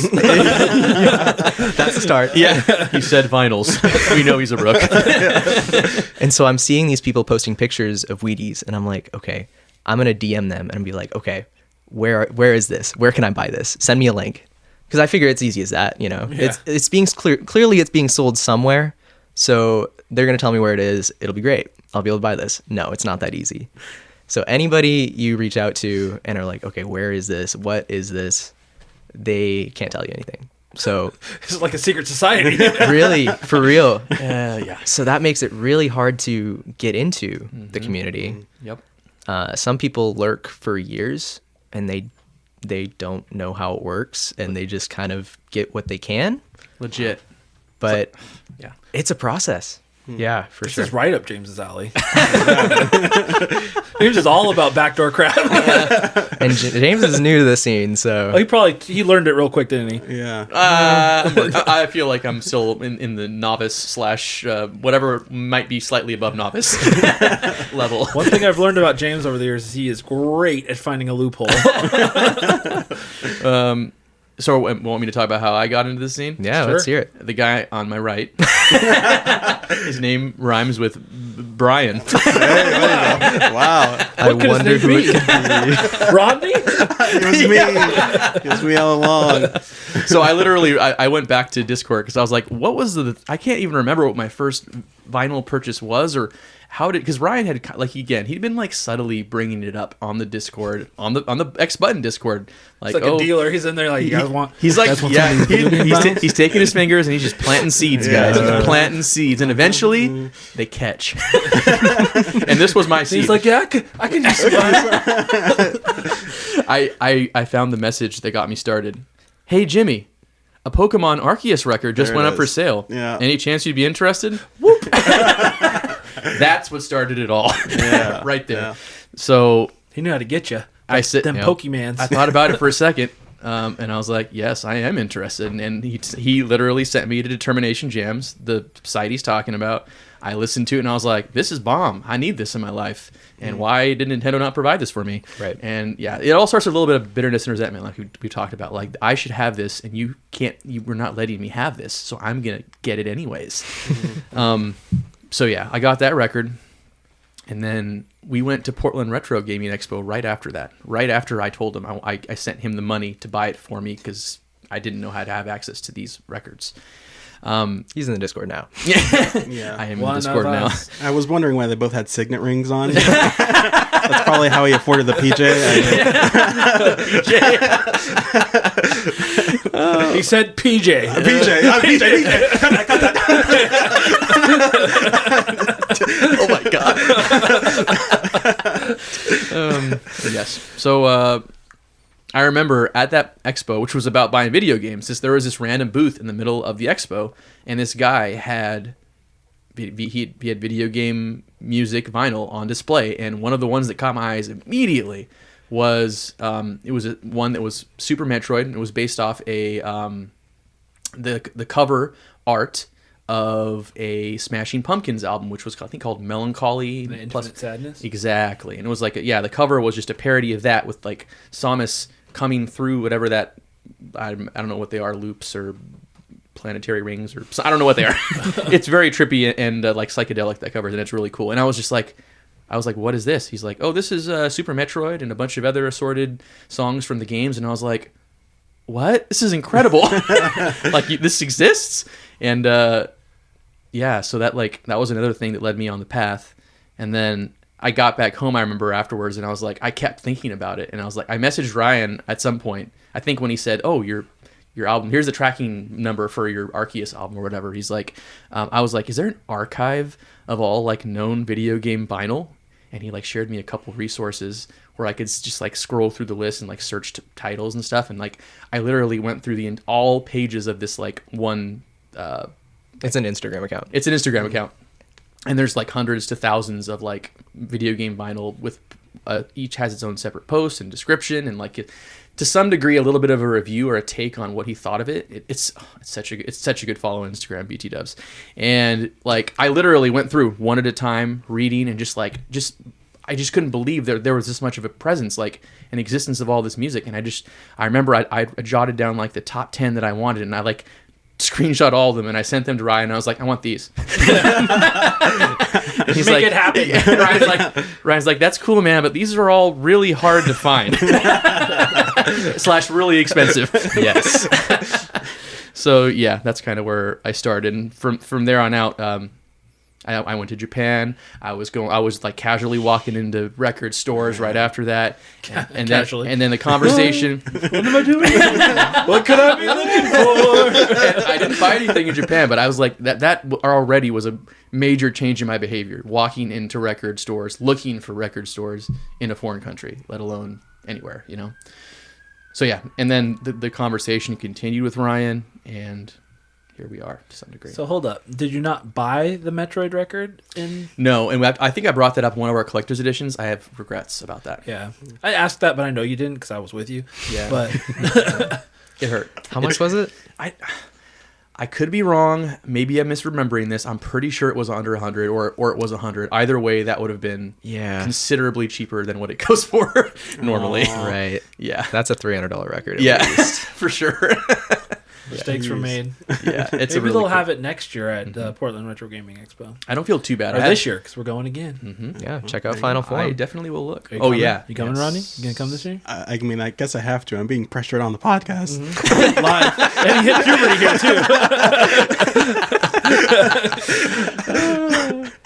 Ryan, you're coming back up from Mexico for it, right? Oh, I wish. I would love to. I mean, there's got to be legit. There's got to be I actual. thought you could get two of us, didn't you? Tried.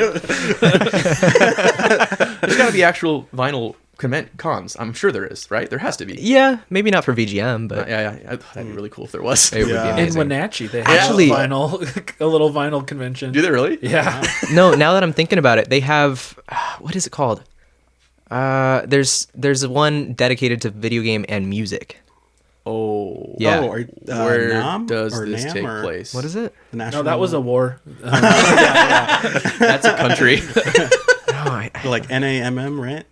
I don't think that's it. I don't know. Okay. Because I know that's like a music convention, but Got it. But it's specifically video games and music. oh, So I don't know. Yeah. Do you know where it takes place? There's one on the East Coast. I think they recently did one on the West Coast, but I don't remember where it is. All right, we'll have to do some research. post Yeah, I'll look episode. it up after. Thank you. Put it in the notes. Yeah. Rodney, do you want to say how you got in? You I kind of mean, did, Ryan. Yeah, it was Ryan. I'm not gonna scroll through Ruining all your all the lives. messages to figure out When it happened. When it happened, yeah. James is crazy for that. No, I don't remember which one it was first that got me into it, but I knew which one I wanted, and it was the Shadow of the Colossus vinyl. My favorite games of all time. Nice. And that music, it was the opposite for me. Like Ryan, it was the music, and then he got into the game. I got into the game, and I was like, this music is incredible. Right. I need that vinyl. And now I have it. And it was also because of Ryan. He was my middleman, and I'm so excited. I have the game. My voice is cracking again. But it's just so cool to have it like physically, and there's the different, This is how he colorways. gets you hooked. He helps you get the first. Exactly. And then I was like, now I'm in. And then I see all these different variants of different, albums that I want. And I'm buying that. And then it went from video games to just straight music. And then I went to Easy Street Records in Seattle. And I was just walking around wasting money. And I was like, oh, this jazz album. Oh my gosh. Like Dave Brubeck, Take 5, all-time favorite jazz album. I found it, and I was like, I have to get this. I'm wasting so much money. It's too easy to do. It's so easy. So I've learned a lesson. Don't go in there when you have money. It's nice, maybe not, but it is nice that we have quite a few vinyl stores around here too. Yeah. Because we have High Voltage, and there's another Yeah. one right over there too on 6th, and then even like Half Price Books has a lot. Yeah.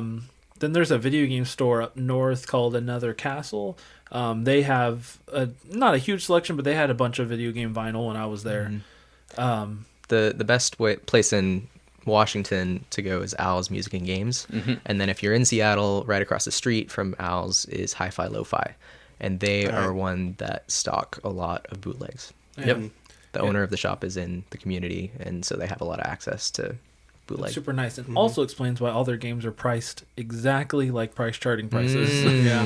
Because he's into video games. Yep. Yeah. All right. So yeah, I mean, I'm only now just dipping my toe a little bit, but Ryan would be the reason That's how why. it I always didn't find it starts. on my own. That's how it starts. All right, we already kind of talked about the challenges of entering the scene, but we want to talk a little bit more about the Facebook and Discord communities. Yeah, so I'm sure we'll talk more about them as we go through some of this, but the Discord community is called VGM Vinyl for All. It's open for anyone to join. You can look around for a link to it.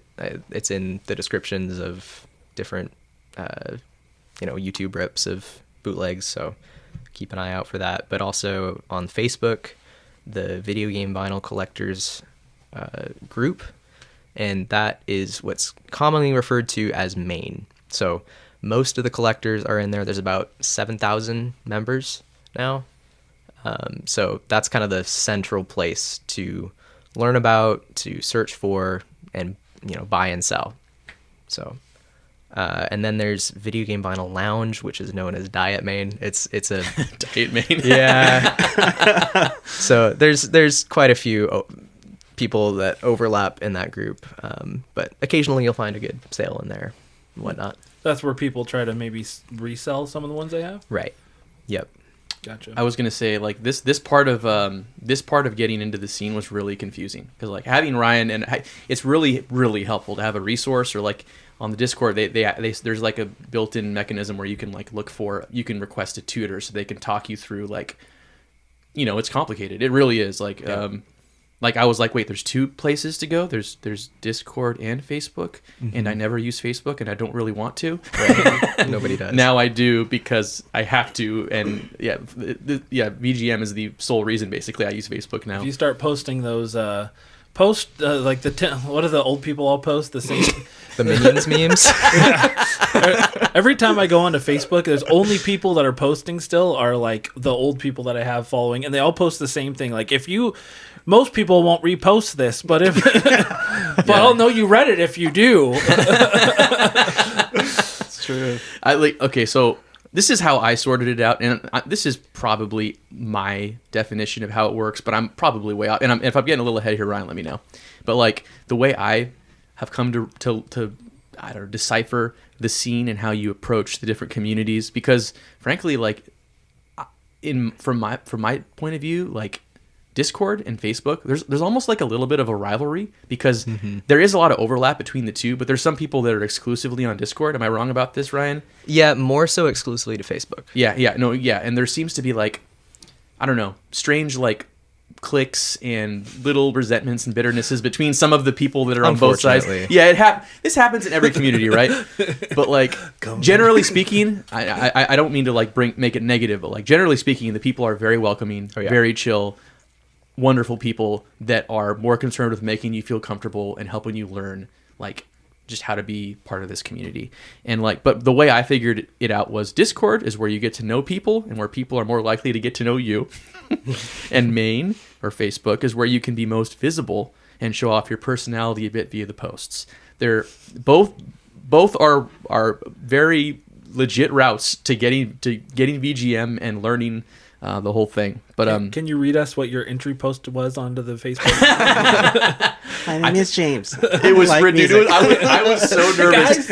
I was so nervous. I feel like I probably honestly posted like 2 or 3 like introduction posts, because I was like, I didn't like the first one, and I didn't delete any of these. I would come on. Introduction I posts? feel like I would kind of like come on different days and be like, oh hey, I'm James, I'm new here, and I kind of repeated that like 2 or 3 times to some degree. The moms are probably like, what the heck? All I know is you said something about Samus being a redhead. Yes, I did do that.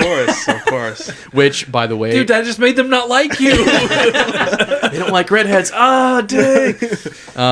Where was I going? I don't know.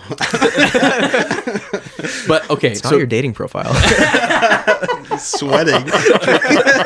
Trying to make this intro. it really, dude. Okay, to some degrees, it's kind of like that. Like there is like a dating profile. Like you were never this nervous when we dated. There is. Okay, guys, you got to understand. It's hard to know at first how like active, present you need to be on either platform. Like, because to some degree you need to be present enough for people to recognize you when you post, right? Like people need to be like, oh, that's Qui-Gon Jimmy, or that's James, or that's that one dude that likes that one thing, or he's looking for that one thing. Right. You almost have to like, it's weird, but you almost do have to build a brand or build a profile that people will recognize when you talk, which is really strange, but it's true. And like the more you work at it, the more people begin to see you as like as part of the community. And like you even though this is saying a lot and maybe speaking for people, but you almost like establish like a baseline like level of trust with people, so they know you're not just someone who's like a scalper trying to take advantage of the scene, get albums and then sell them for ridiculous amounts of money, which you could do, you know, which is why it's very like secretive, and it's all about discretion. It's like, what's the first rule of Fight Club? What's Fight Club? Never heard of it. Exactly. But that's a big reason why there's such a challenge to make it in, is because you do have to build that trust. Yeah, for sure. That's totally valid. And like, to be fair, I don't feel like I've reached that point with most people. I feel like there's a couple people I've like established some level of like comfortability with, and they recognize me at least. Like it's like he said, like some people, if they don't have the ins like I do with Ryan, like he said, you'll be here for a long time just wondering like, why is this not working? Why am I here? Why am I wasting my time on Facebook and Discord when I don't want to be here? And the answer is, you know, generally you're coming here because you want this music and you want access to it. But like a lot of times you come away thinking, man, this community is so cool. It's like what we talked about with VGC like last year. Like you get into this community and realize how cool these people are, and like they like exactly what you like to some degree, which is really, it's niche-y, and I don't know, it's just cool to have people that love the same thing. And you just, I guess you grow, like a lot of friendships I've seen grow, and a lot of just mutual respect, which is really cool. For sure. I don't want new friends. And I didn't either at first, so I understand. Rodney is completely. They're sounding a little cultish now, aren't they? I knew those rings meant something. Join. So Jim's waving the hands. Yeah, I know. Like, I think I started before James, but he's already like surpassed me in all this knowledge. But that's because he's part of the community. I didn't want to do any of that. When Ryan was describing all of this stuff, and I'm like, Ryan, that sounds cool.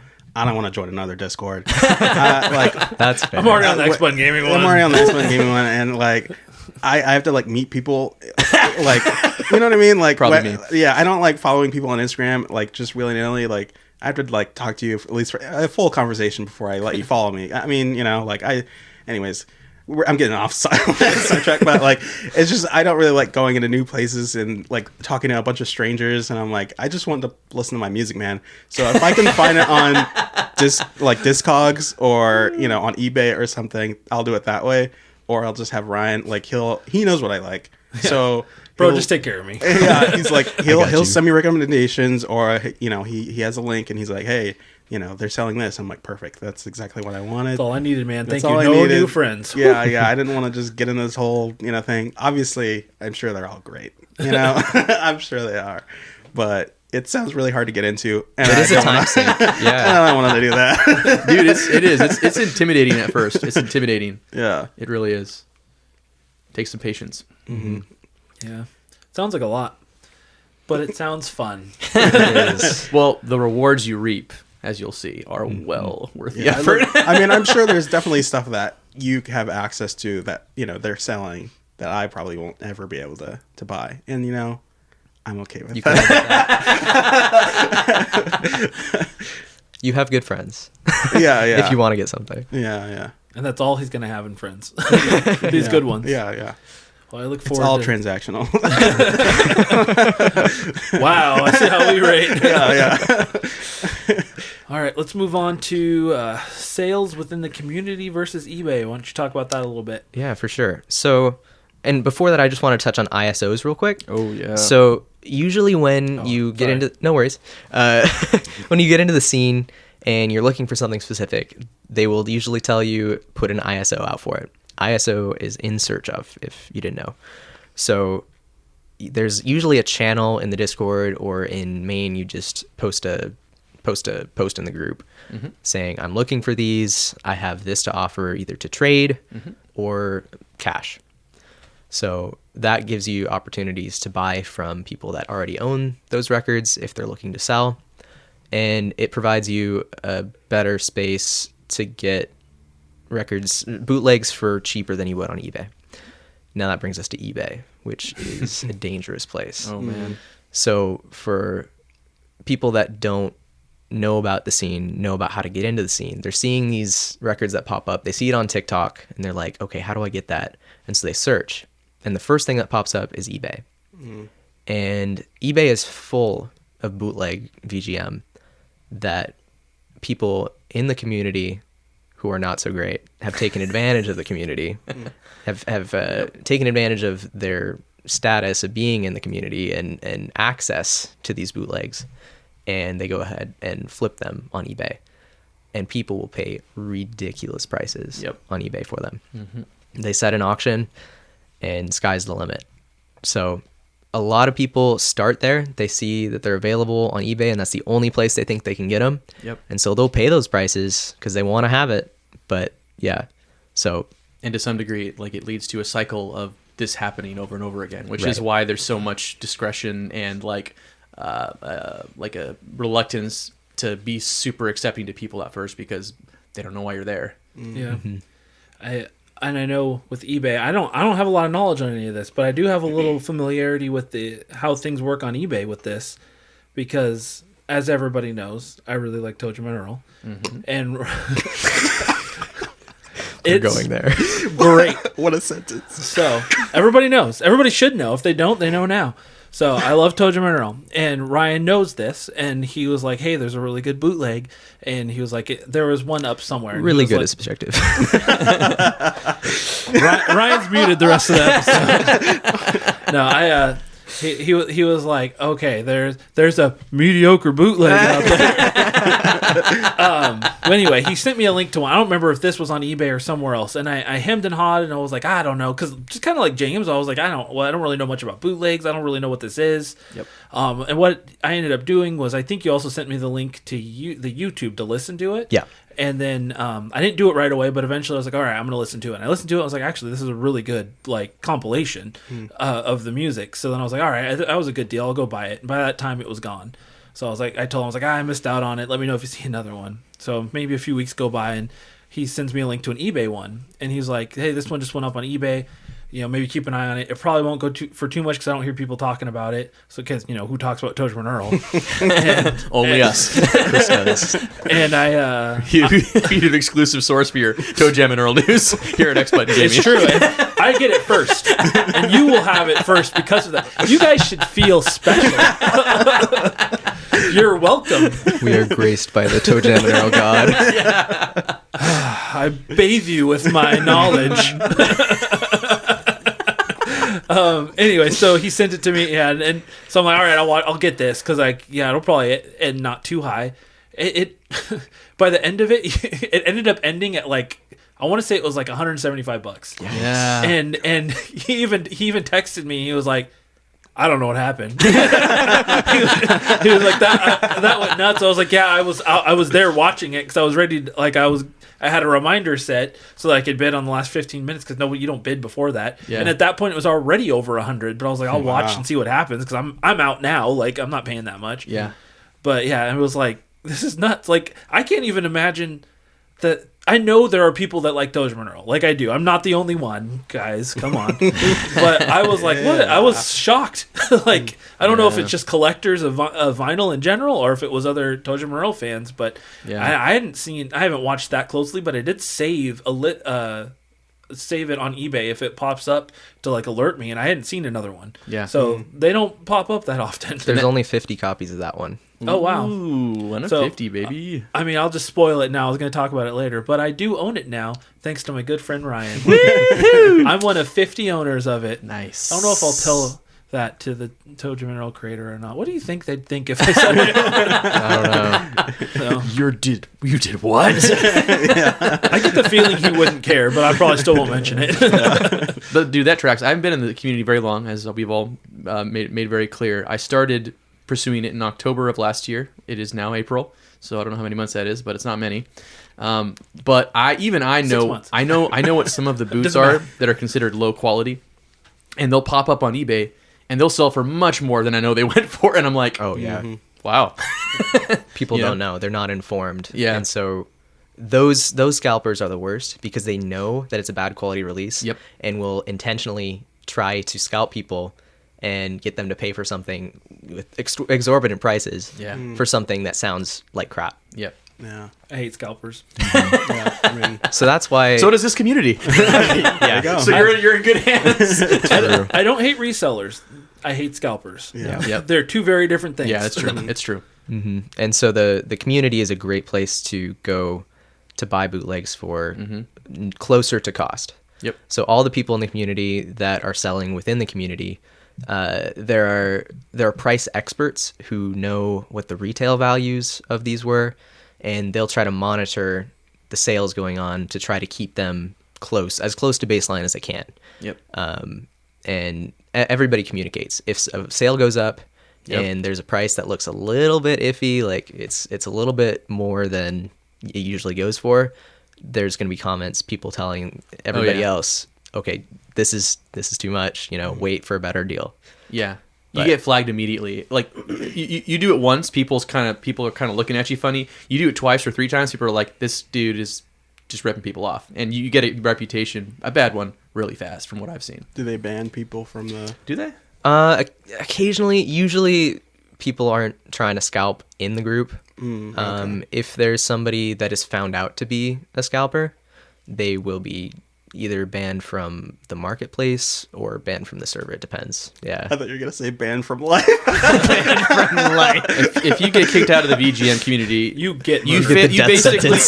basically failed at life. So yeah, that's true. That's true. Shame, dishonor, deception, disgrace. But yeah, ISOs, man. Put in your.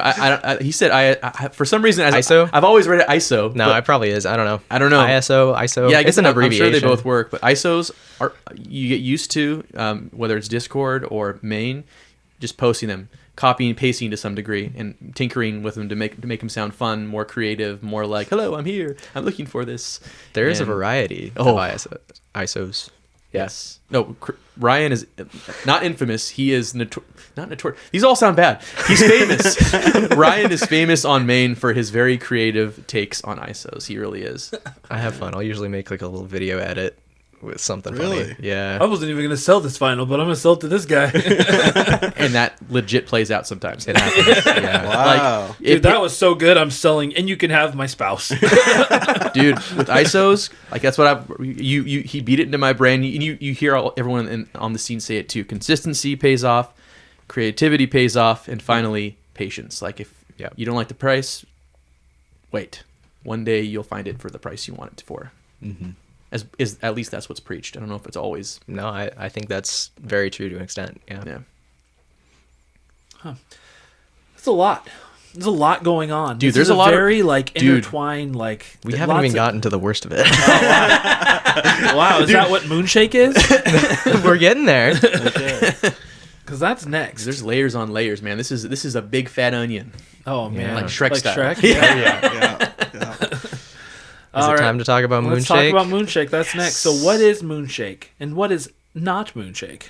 Very good question. I thought of that on my own. I'm smart. So Moonshake is basically the first VGM vinyl bootleg label. So the first one they pressed was Mega Man 2 in 2014, and they've went on to make 12 different releases under that label. And so they're known for making a variety of parody covers, so like the one Jimmy mentioned about Metroid. Mm-hmm. And that's kind of a trend that's continued with other groups. And even though the releases themselves aren't like the best sound quality wise, they do hold a kind of historical significance to the community. And so their values have only increased. So they were just the main big bootleg label at that point.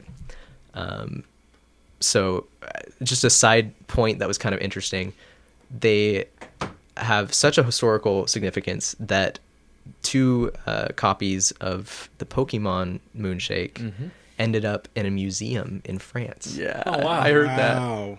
So Wow. that's pretty crazy. Yes. Is it based off of the like Red and Blue, the OG Pokemon? That's Yep. cool. And That'd be it's- cool to own. What's the cover based off? I've got It's one a of them. Beatles. I've got one of them right here next to do me. you? Yeah. Do you wanna Spoiler pull it alert. out? You want me to pull it out? Yeah, let's Pull do it out, James. Show us. Here we go. It's coming. It's coming out. I'm coming out. Want the world to know. We're not gonna get copyrighted, right? Can't get copyrighted when you suck. Look at this. Yep. Oh my gosh. Dude, that is nice. Isn't And that isn't that cool? a So isn't that a cool. play on the Beatles? Yeah. Yes, Chris Sgt. recognized it. Pepper's. Good call, Look Chris. at me knowing my stuff. Yeah. So Dude, that that- is That is nice. I like the back too. That's cool. it's the original soundtrack of I think it's Red, Blue, and Yellow. I believe.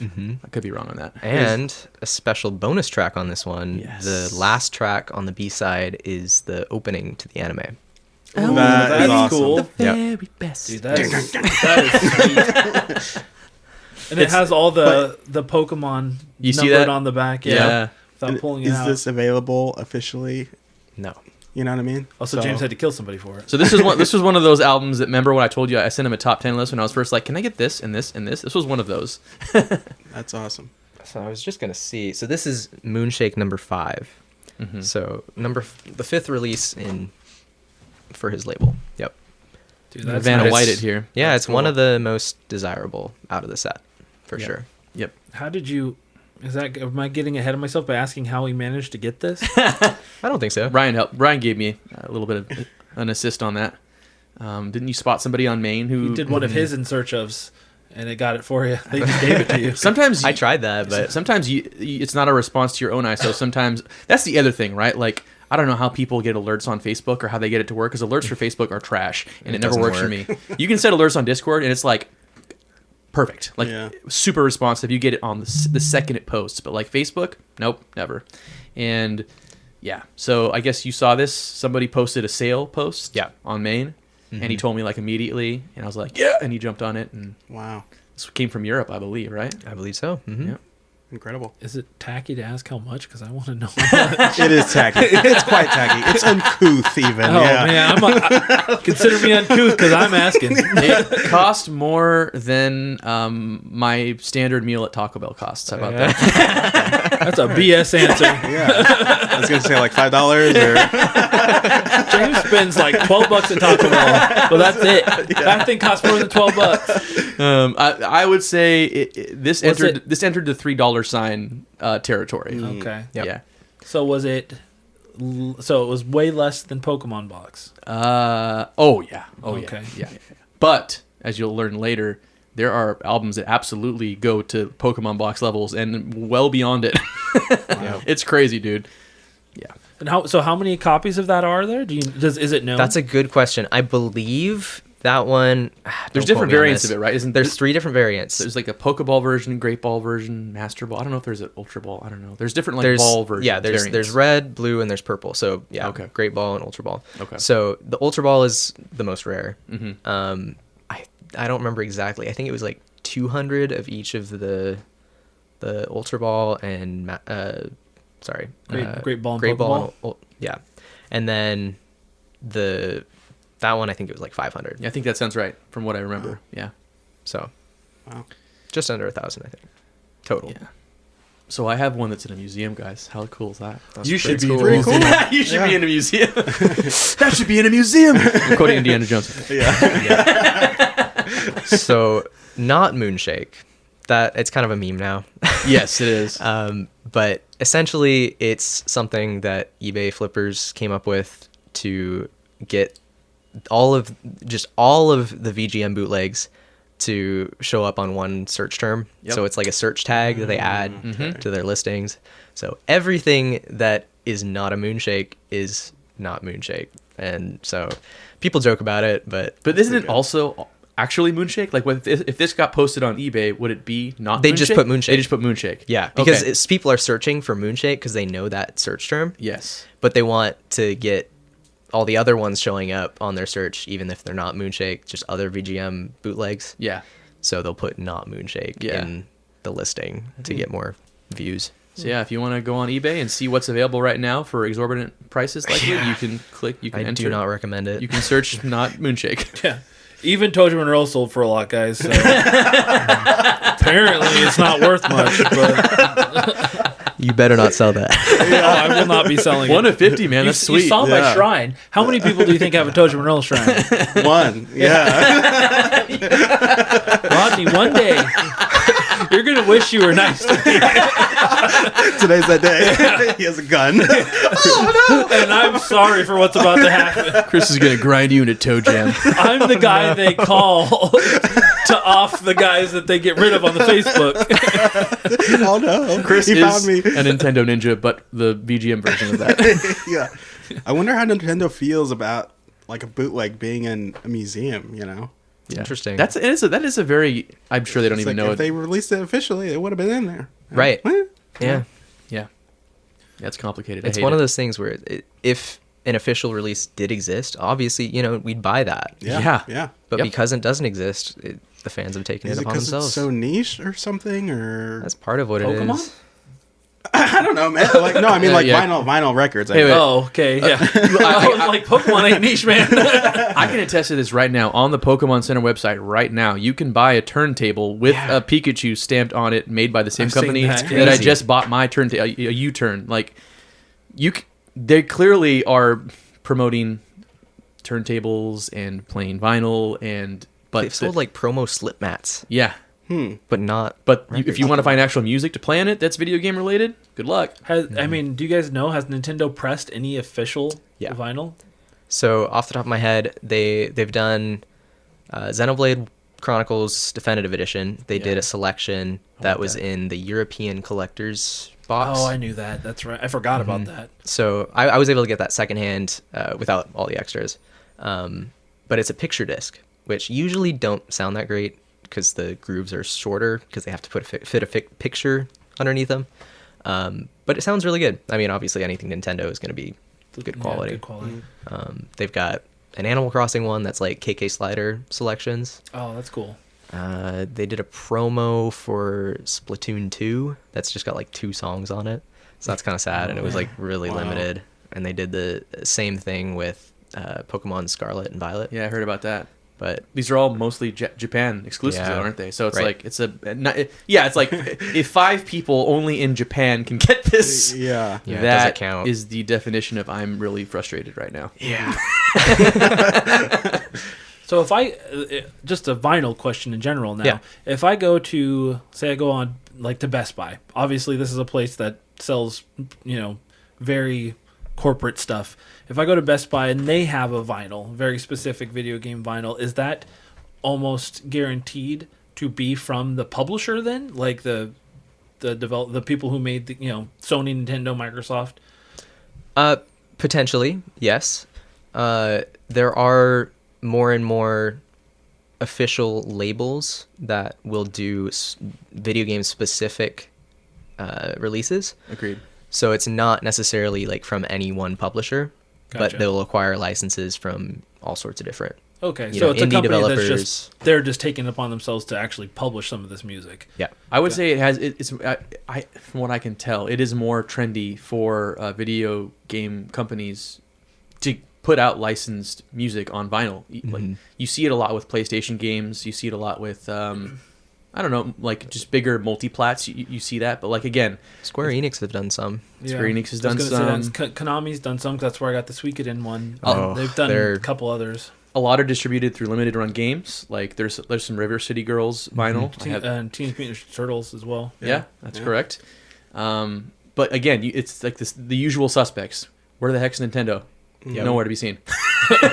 That's I think it's Mondo, right? They also have. Yeah, Mondo a has lot of some stuff. video game. They have Spider-Man, Miles Morales, and Yeah. I think the second one on vinyl. Yep. But of course, that's Sony. So Some of the smaller labels that I always try to recommend to people, Channel 3 Records has a lot of great ones. They're kind of more indie choices, but really high quality, great packages. Same with Very OK Vinyl. They're from Canada, and they just pressed Steins Gate, which I'm very excited about. Yep. Nice. So I've been waiting a long time for that one. That's cool. It's a lot. Okay, so let's move on to passion projects versus cash grabs. Yeah, so not all bootleg vinyl labels are created equal. Their motives vary. There's a lot of money in the scene and a lot of money to be made for putting Nintendo music on a record, you know? People are looking for it, and if they can't get it and this is their only option, they will pay whatever they need to get it. And so that means that there have been some labels that have popped up that are only in it for the money. You know, they might have started out with a passion for, records, but they ultimately just are there to sell their mediocre quality releases quickly, And in bulk, if Yeah. they can. and they just turn it around for a profit. And so that usually leads to a lot of people being disappointed when they receive it, because they have to pay all this money up front without ever hearing what it sounds like. And so they'll receive the release, and usually they'll get a picture of it, before, so they know it's real, they know what it looks like, but you can't tell sound quality until you have it in hand. Yeah. And oftentimes they'll spin it and there's going to be issues. There's going to be, even just production issues has been a problem. Lots of noise on the disc, but more just like carelessness. They don't take the time to master the music for vinyl, which is a whole big process that I am not knowledgeable about, but it's very involved trying to get the music to sound very good on the wax. So that's part of it, but also just not having quality art. Some of them just end up stealing art from the internet or deviant art. Like AI Wow. style. Yeah, Yeah. some have been AI. Yeah. So obviously, when we talk about VGM bootlegs, that is not what we're talking about. I mean, they exist in the scene. It's unfortunate, but the abundance of really high quality bootleg labels, they far, they're way more abundant than the bad ones. Yeah. And they stand out in contrast to the bad ones very, very clearly. Yeah. Like visually or sound? Obviously sound, I would Both. think, but Yeah. you can usually tell just looking at it. Yeah. Yeah. And these labels carry a reputation too, the good ones. You know, like again, people are talking constantly to each other when these things release. You know, how they sound, what they look like, how they feel in hand. You know, for play. So, And even if they don't know what label it came from, if they're able to get it secondhand, they can attest to the quality and they're praising it yeah. just like that. I did have a question. Yeah, I didn't know where to put it. for sure. And I hope I'm not getting ahead of myself. But there's like different ways to engrave or press Yeah. it. So there's like the actual pressing where they have like the grooves on metal plates that press the Yep. the vinyl piece, and then there's like the laser Lathes. the lathes. Yeah. So it's like, what's the usual way that the bootlegs kind of do it? That Because is I a know that great like question. the one way is like you only get like a certain amount of plays out of it, or it's like it's not as good quality or as like actual having the groove pressed, that Yep. kind of thing. Yeah, this is a perfect place to put this actually, Okay. because I was going to talk about some of the labels to avoid. One of the common names you hear is Ozeki. Ozeki was a bootleg label that was known to just produce bad releases. They did Wind Waker, so obviously everybody was going crazy for that, and they were picking it up no matter what. And they got it in hand. They played it. It was terrible. It just like so much surface noise. It's unlistenable, like really bad. But people flip that on eBay because they don't know any better, and people buy it, and they're, this is all they can get. Another label that is kind of similar, has just done bad quality releases, is SSR. It's Select Start Records, and they mostly have a bad rep because the way they made their vinyls was lathe cut records.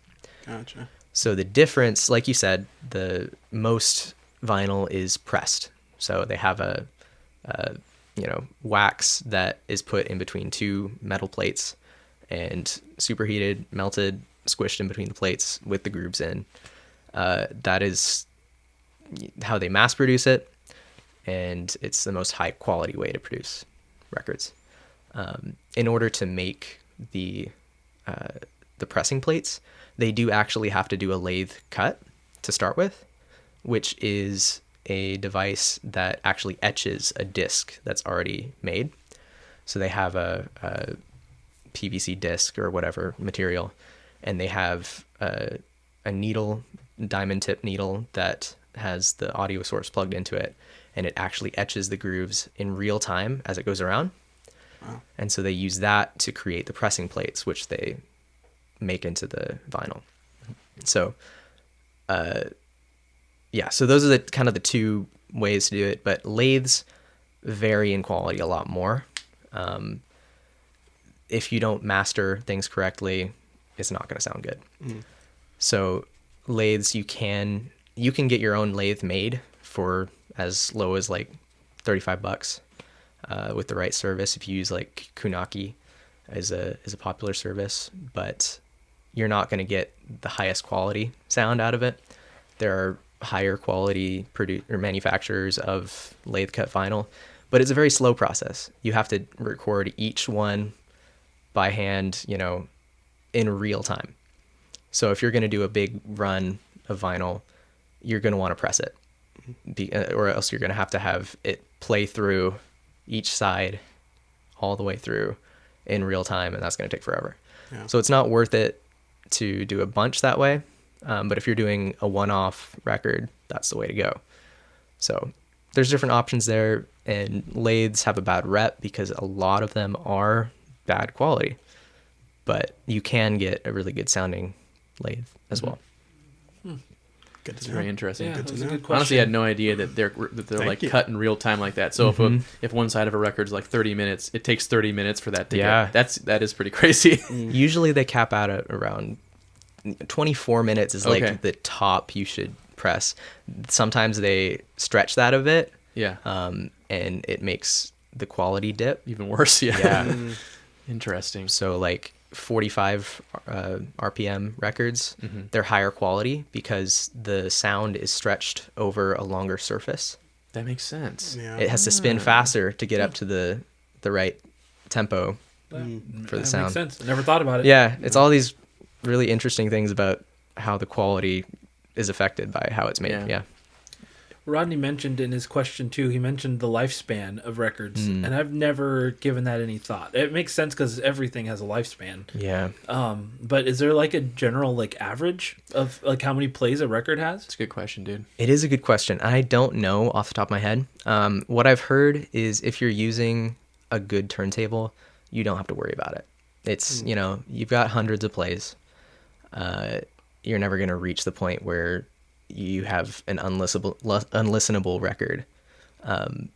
But there are collectors that collect VGM that are like, I can never play this because it's too valuable. Yeah. And personally, I don't collect like that. If I'm going to buy something, I'm going to play it. Yeah. And I'm going to enjoy it. Yep. That's like people that buy one amiibo to keep it boxed and another one to play with. Yeah. Just like, I understand, but nah. Yeah. Or more commonly, I mean, everybody does what they're going to do, but like with video games too, like I understand like when you buy a super rare game that you spent thousands of dollars on, like I know you want to take really good care of it, but I will not spend that much money on something that I can't, especially a game. I'm going to play it. I don't care how, I mean, I don't think I'd spend that much money on something that's bad, but I don't care. I'm going to play it if I spend that much money on it. Yeah. It does not matter, but you know, to each their own. Like, They're wrong, but you know, each their own. That's what Chris said. That was Chris talking. I didn't say it. Robbie said it. I didn't say it. All right, so let's talk about secret groups. All right. And how they work. So secret groups, these are the bootleg labels. Sometimes people call them secret groups. They are where the bootlegs are sold. So obviously you get into the scene and there's no links being shared. You don't know where to purchase them. So there's got to be somewhere. Got to be somewhere. Yep. eBay. No. Don't do it. You're learning well, listeners. So basically, people are invited to a certain group, and usually that group, it might have a theme or something associated with it to just for creativity, for fun. And the owner and any contributors to that label will have an alias that they go by and kind of a profile, because they're all anonymous. You know, they don't want it tied to them for legal reasons. If somebody was to come in and try to figure out, you know, personally who is doing this, they don't want to be outed. So it's very protective, and it's all private. So they'll invite well-known community members to enter the group, and then they will show off what release they have planned, and then they'll have the opportunity to buy. But all during this time, everything is under embargo. So embargo means you cannot talk about it to anyone outside the group before it is released, it is shipped, and people have it in hand. And then after that, a master release post will go up in the main Facebook group, and that's when it's okay to talk about. And people can ISO it, they can sell it at that point to people. And yeah, so that's kind of how secret groups work. How to get into them is another question. I still don't know exactly. Yeah. I'm in a couple, but I'm not sure how it happened exactly. Wow. They gave you a smoking jacket, and you're like, how did I get here? A glass of whiskey and cigar. Yeah. So I kind of wanted to break down how to get into a secret group for dummies. Trademark. This is nice. This is nice. Perfect. So basically, the short answer is to make friends. Yep. The easiest way to Rodney's get into a out. group. Yeah, I'm already out. But continue. Sorry, Rodney. I'm out, but continue. They don't want to be your friend either. I know. This is self-defense. So basically, you just want to show an interest in the scene, that you have a passion for video games and their music, and you know, put out into the community what you are looking for, what you like. And bootleg label owners are constantly looking. in the group, and they'll see people that clearly have a passion for it or are trustworthy members that will be added to these groups.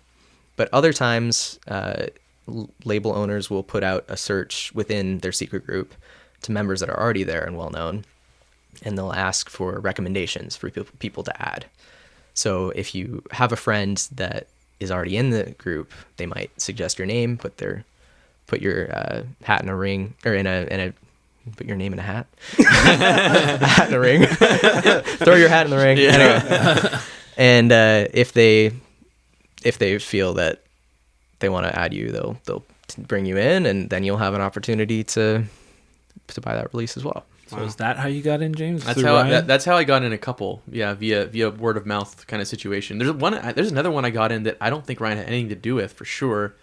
And then there's another one. Yeah, they might have saw your ISO and just liked what they saw. I don't know. That's why I'm saying They like, liked your guy's dating dumb. profile. yes. My brand was on point. That's what I'm saying though. Like legit. Like there are times where you'll get an invitation to a group and you're like, I don't know why I'm getting this invitation. Ryan did not alert me to this at all. No. And it's like you said, it probably has something to do with your presence on the Discord or on main, or something about your post made them giggle. I have no idea, but like I like this young fellow. He's a funny little redhead. But I was gonna say, like the group. I'm not in. I think I'm in like 4 or 5. The one that I like the most. I'm not gonna say anything confidential, but I guess in passing, kind of subtly, somebody they were looking for a handful of new members on Discord, and they were just having a discussion amongst people, and I wouldn't know that these people were the main creator of a label, but like they said, if anyone's interested in this, let me know, and it was a group that is known for producing original soundtracks from Game Boy games. And so they're doing a Mole-Mania one? Oh, that's a great question. We'll see. TBD. But like, I reached out to this person and I told him how much the Game Boy means to me, has meant to me in the past, and how excited I am As at a the prospect. former boy. I sucked up to the greatest ability that I could, and they let me in. And I within a couple days I posted something like and I saw, and again, I introduced myself, showed a little bit of my stupid personality and what I'm into, and at the very end I left an ISO on 2 that I knew had originated from this creator, which were Pokemon TCG OST from the Game Boy, and what was the other one? Oh yeah, Metroid X, which is the soundtrack from Metroid 2, as well as X, which I think is I think it's like one of the first games that led into Star Fox or something like that. I don't know. Anyways, but I got a hit like that very night, and like to me, I was like immediately suspicious. I was like, wait a second, what? No, I don't trust this. Like, I'm being bamboozled. There's no way that I can have a shot at this fast. And it was just a person in the community that was looking to part with them.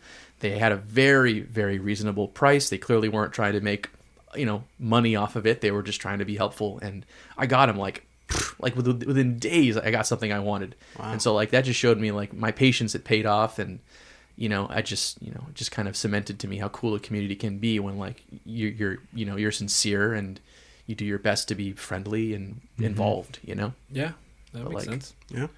Being friendly almost always pays off. But telling you, I've been telling James this for years. He just finally learned it. So like, you wouldn't normally find like scalpers, roaming the secret groups or anything. Is it pretty fair with everybody? They're in there. They're just in there? Okay. they're hiding. Yeah. Okay. So Chameleon. yeah, there's gonna be people in these groups that you've never heard of, you've never seen them post in the group, but they've just been there, cemented in there for years. Yeah. And usually they're not super active. If they are super active, then they're hiding the fact that they're scalping. So obviously there are plenty of members that take advantage of being in secret groups to go ahead and flip them. But record or bootleg labels are always looking on the lookout for any clues as to who these flippers might be, and if they find out, they will delete them from their group or alert the other labels, because they all talk. They're all interconnected. I mean, I'm not a part of that, so I don't know how that works, but Yeah. they all communicate about their releases so that nobody doubles up. Because everybody's free reign on what they're going to be pressing. They're going to try not to press anything that could have an official release in the future, but they're not also going to press anything that anybody else is currently working on. So they share what they're working on months in advance of doing any actual pressing, and occasionally we'll get a duplicate, but usually there's good reason for it. Usually it's a release that has been done prior but is now like really rare, hard to get a hold of, and has a lot of people that would want to buy it. So That's cool. I do like that aspect of it, how it's like, yeah, there's people that just want to be able to share the music with other people. Right. And they're trying to do it in a very trustworthy way and in a fair way. So I do like that. Yeah. Yeah, you got to kind of earn your keep. But, like, once you're in, like, it feels like you're in. It's very cool. I like that it pays to be nice. Yeah. You haven't changed my mind, but I respect it. I respect that aspect of the community, yeah. You're a scalper, aren't you? Get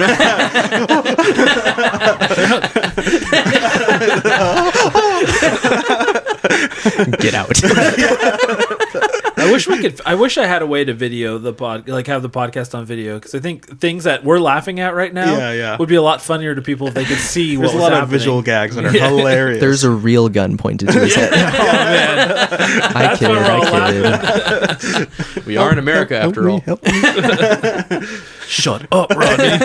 This is for that stupid joke you made earlier. My expense. I thought it was funny, Rod. That's why yours is coming later.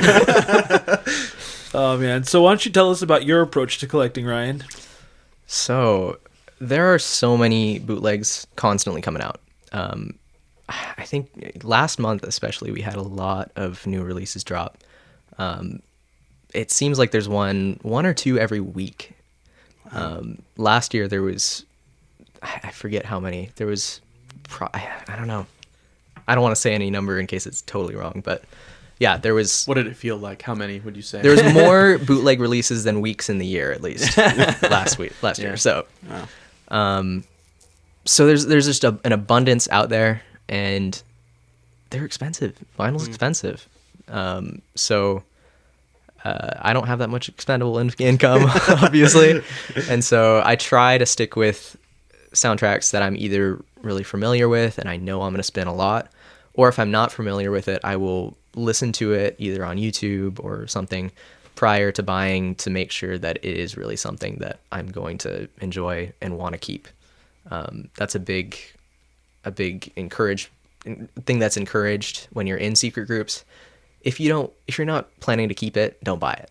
Leave it for somebody that's going to appreciate it. Yeah, with how few there are. Yep, it's good philosophy. And you can't do that all the time. You know, sometimes it's a last minute bootleg drop and you're like, okay, I'm picking this up. I don't know if I'm going to like it yet, but you take that chance, and sometimes it pays off, sometimes it doesn't.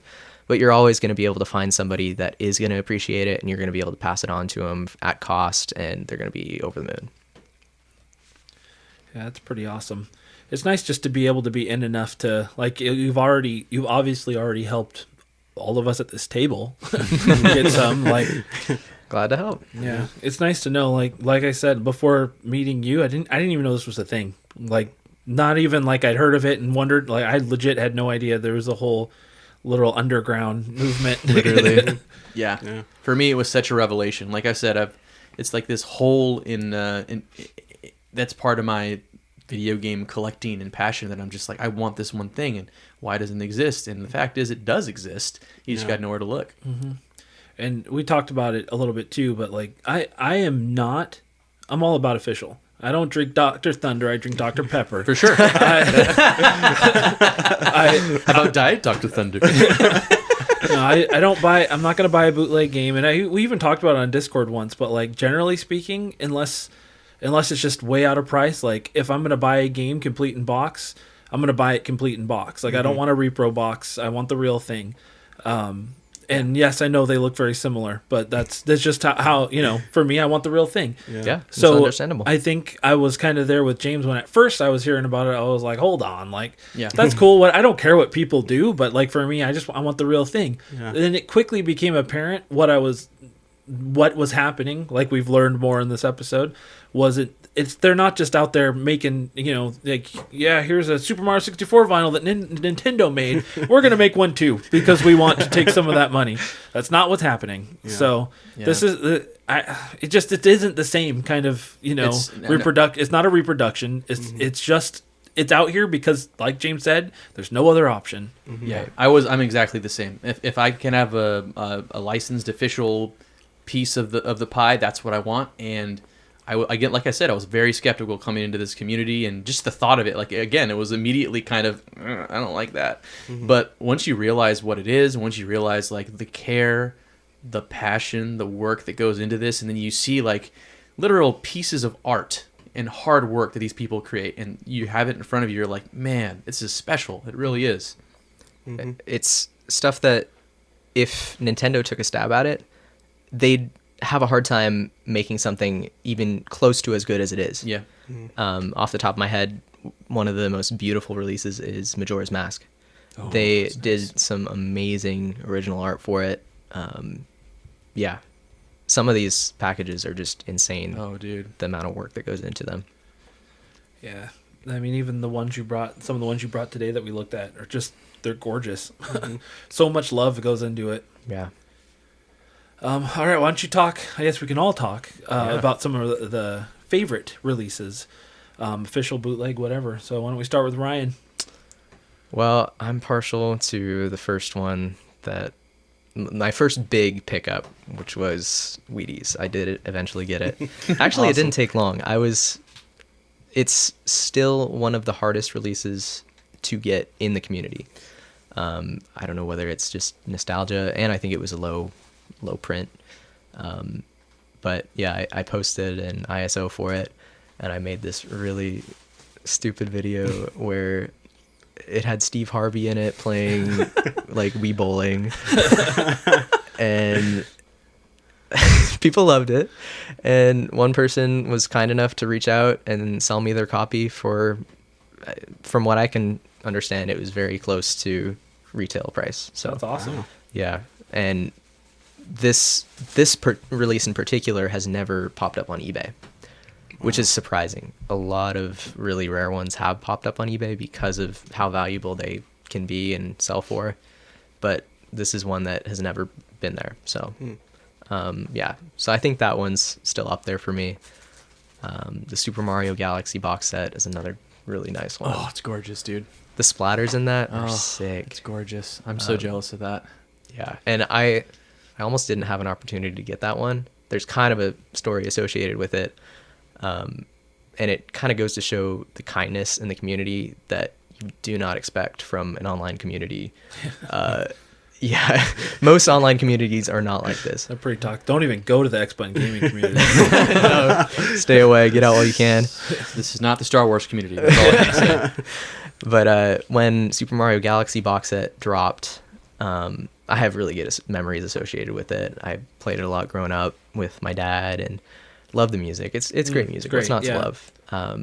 But it's one of those ones that like you put an ISO out for not expecting anything back because it's one that people are going to hold on to. They're going to want. Yeah, most people bought it because they wanted it. Exactly. I'm sure. Yeah. So hoping for somebody to sell it to you, that's going to be, that's a slim chance.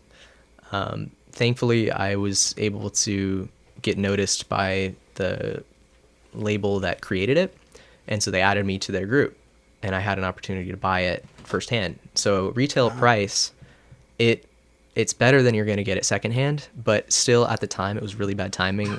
We had some car trouble that we had to pay for repairs, and we were working on our immigration to Mexico. And so lots of bills at that moment. And so it just wasn't within our budget. So I just posted a comment under the release, and I was just like, happy for everybody, just saying this release looks epic, and I'm sad I have to pass on it, whatever. And like a few seconds later, I get a comment underneath it from somebody I'd to my knowledge, I hadn't interacted with. And they're like, if you pay for shipping, I'll get this for you. Wow. Awesome. And I'm like, what? What is happening right now? And so I run over to Bella and I'm like, do you see this right now? Like, what? Can I get this? Please let me pay shipping. And so I was super skeptical, and I'm like, telling this guy, I'm like, no, you do not have to do this. You don't even know me. Yeah. But they were insistent, and they were just like, I've been in that position where I've had a release that I really wanted, and I didn't have the means to get it, and I've regretted it ever since. It's one of those things where once they're released and everybody has them in hand, they don't trade hands very often. Yep. And you're never going to have a shot at them again, at least for a good price. Wow. The most coveted ones for sure, too. Yeah. So this guy, he stayed true to his word. He's a super nice guy. Phil Black, he's in the community. He's really nice. And FBI, track him down. No. yeah, but it made me feel better. I was able to help him out with an ISO prior to that, and I didn't even realize it. But so it was a nice fair exchange. No, cool. not quite. Oh, he was That's very cool. generous with that. Yeah, Very that's- cool. I like that. It's just always nice when people are kind. Yeah. Yeah. There's It's harder and harder to find. not kindness. Yeah. Well, no, it seems like people, like, this is not important, but it seems like people just, they feel like being mean is the way to get their way a lot of the times, and it's just sad. Like, Yeah. yeah, that might get you your way once, but people are going to hate you. Like, just be nice for the love of God. Amen.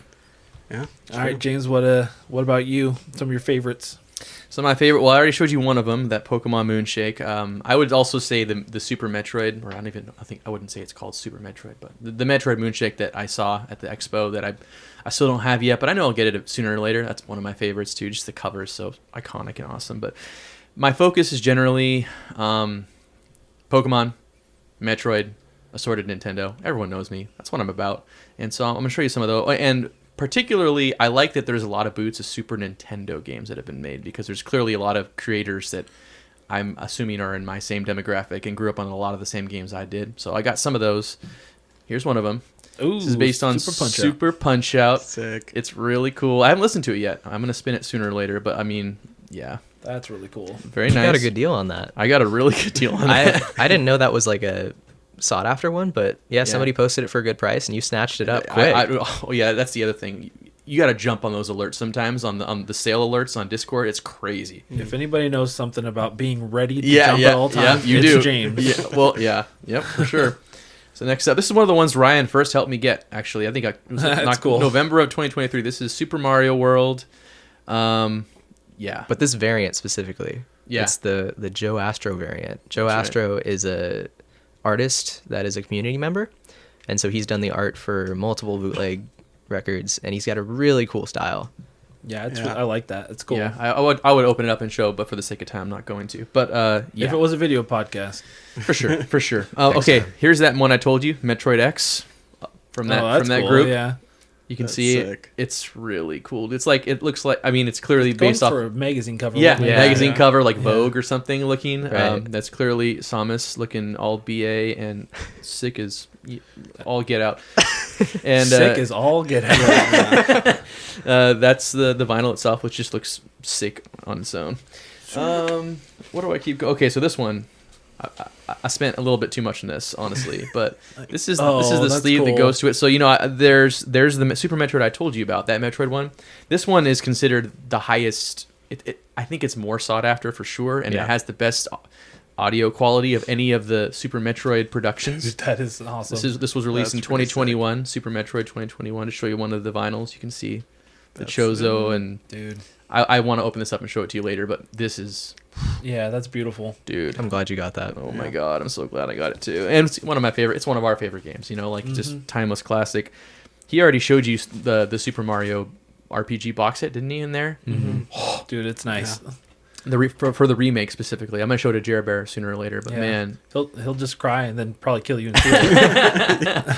and also can be heard on Determination Jams. Man, I haven't played the game yet, the remake, but man, that they really did justice to the soundtrack, and it kicks, man. It's so good. Oh, Slaps. slaps. Is it Slaps. Punches. It's so good. Booster Tower. I love it. Booster Tower. Yeah. Yeah. So those are some of the ones that are my favorites and that I've obtained to. And there's one I'm working on right now. I'm trying to get a Magical Quest featuring Mickey. There's a boot based on that is apparently very It's hard to very find. rare. Yeah. But I'm putting ISOs out, and we'll see where it goes. I'll keep you updated. James and his Magical Quest. That's right. To get Magical Quest. Rodney, what about you? Okay, I just got this one. It's the Mega Man Legends. Nice. So cool. Vinyl. It was Love it was pretty not too bad. It comes in like this really cool cover art. I can't remember the artist that does it, but I love it. Yeah. I love it a lot. It's I like pl- this little claymation kind of thing. I've been playing Mega Man Legends for the first time, and it's beautiful. Yeah. The music and I just the art too. Anyway, that's Yeah. This other one, NBA Jam. Let's go. Dude, I want that. He's on fire. So this is the first bootleg you got. Yes, it is. Yeah. Oh, yeah. Should I talk about this? Can I talk about Yeah, this? you can talk about Dude, this I one. love it. The Oh my color of the Dude, splatter, that's so the orange nice. splatter Yeah. on it. It sounds really great. So Is that supposed to be a specific player portrayed on the front out of curiosity, or is it just generic dude? I can't remember. I don't It's a remember. little if bit that was like the Reggie cover Miller, art if you ask me, but Yeah, good old Reg. Yeah, everyone loves Reg. Reggie Miller, Spud Webb, yeah, that's right. Spud, Larry Bird, Larry Bird. All those guys. all those guys, so I good. just wish there was a Supersonic on that cover, but that's sick. Yeah, I love this. You have to buy And it. it's got sorry. the Super Nintendo and the arcade version, right? Yes, yeah. So, yeah, I've been playing that from time to time. I'm like, even though it's like chiptune, video game music, It's fun. it's fun, kind of nostalgic. It's cool, dude. And of course, I was shaking when this arrived. I don't know how else to explain how excited I when was. you shared the picture on the Discord, I was like, that is so I beautiful. was like ready to cry. Dude, that game is so good. Shadow of the Colossus. Have you? I know, obviously Rodney has. Have you guys Obviously. played Shadow of the Colossus? No, I have not, dude. but Oh my I know gosh. the love. It's backwards compatible on PS5, James. All right, I'll take it. Yeah, Ooh. it's I've- great art all the way around. It's like a 3-panel. I am aware of the trifold, legendary that's what it's reputation this music has for sure. and the music is just so good. Yeah. Oh, it's so, so nice. anyways, and that was like the number one thing I wanted to get, and Yeah. I was so happy when I got it. Started the addiction. Yeah, Is this a bootleg or is this official? That's official. that's official. Mm-hmm. It was one of those things where it's like it came out a while ago, and then it was just hard to find. mm-hmm. So Pressed It is by beautiful. I Am 8-Bit, I think. Yeah. yeah, We shouldn't discount the officials. Sometimes there's some really good ones. Yeah. There often yeah, are. and this one is really good. I Am 8-Bit has some good packages, some less than good packages. Mhm. Unfortunately, they were the ones that had the rights to Persona. They did a good job. It was okay. Some people really criticized the art, but they did what they could. Mhm. More recently, they released the Persona 3 through 5 dancing games, and Persona 5 dancing sounds good, but 3 and 4 apparently had really bad masters. Oh no. So people are a little upset because they've been waiting. That's another thing they're known for is like really extended pre-orders. Yeah, Right. they're It not takes limited run years. bad, but Yeah. I am a No, they are that bad. too. Yeah, They are that bad, if not worse. Yeah. Oh wow. Yeah. Unfortunately. Mhm. But yeah, that's pretty much it. I don't know. I can't really talk about the other one, so Under embargo. it's under embargo. I will say it's really freaking sick. And that's all we need to know. That's it. It's cool, guys. It's real cool. Maybe I'll post a picture when it's, not under embargo, Yeah. on the Discord or something. I don't know. For sure. I know for me, this will come as a surprise, but my favorite video game vinyl that I've had for a while Wait for it. is my Tojiman Roll. What? No way. Crazy. I don't have it, or else I took it off my soundboard. That's the one problem with only having 4 pre-programmable Yeah. buttons. Yeah, so obviously I'm a big fan. We were at a store. I was at a store with my friend Eric, and they had it there on the shelf, and I was like, "Oh, that's really cool." And I I was gonna like go check on his dogs for him a handful of times over the weekend. So he was like, I'm getting it for you. I was like, dude, you don't have to do that. Anyway, that's why I have it. But I've listened to it countless times, literally. Like I'll put it on and just like the music is so nostalgic to me, and it's so good. Like I know people probably just think I'm just biased, but honestly, it is so good. Like it is really good music. No one can take away nostalgia from you. No, you can try. But anyway, so that one I listened to the most. I have a vinyl for the first SteamWorld Dig as well. Oh, nice. You do? Mm-hmm. And I like that one a lot too. I listen to it sometimes. It's got, I mean, if you played the game, it's got that old westy, like kind of cowboy type sound to it, but with a very, I don't know, I'm not good at explaining things like this, but it does have like, you know, a bit of a futuristic sound to it too because of the robots. Sure. I don't know how to explain it. I don't listen to it as often, but I really like it. It's a fun album. And then as far as bootlegs go, I just got my first 2 today. So I haven't even had a chance to listen to them, but I'm excited to because it's the Tojo Monroe one that I already mentioned earlier, and I love. Which is a lathe, just so you know.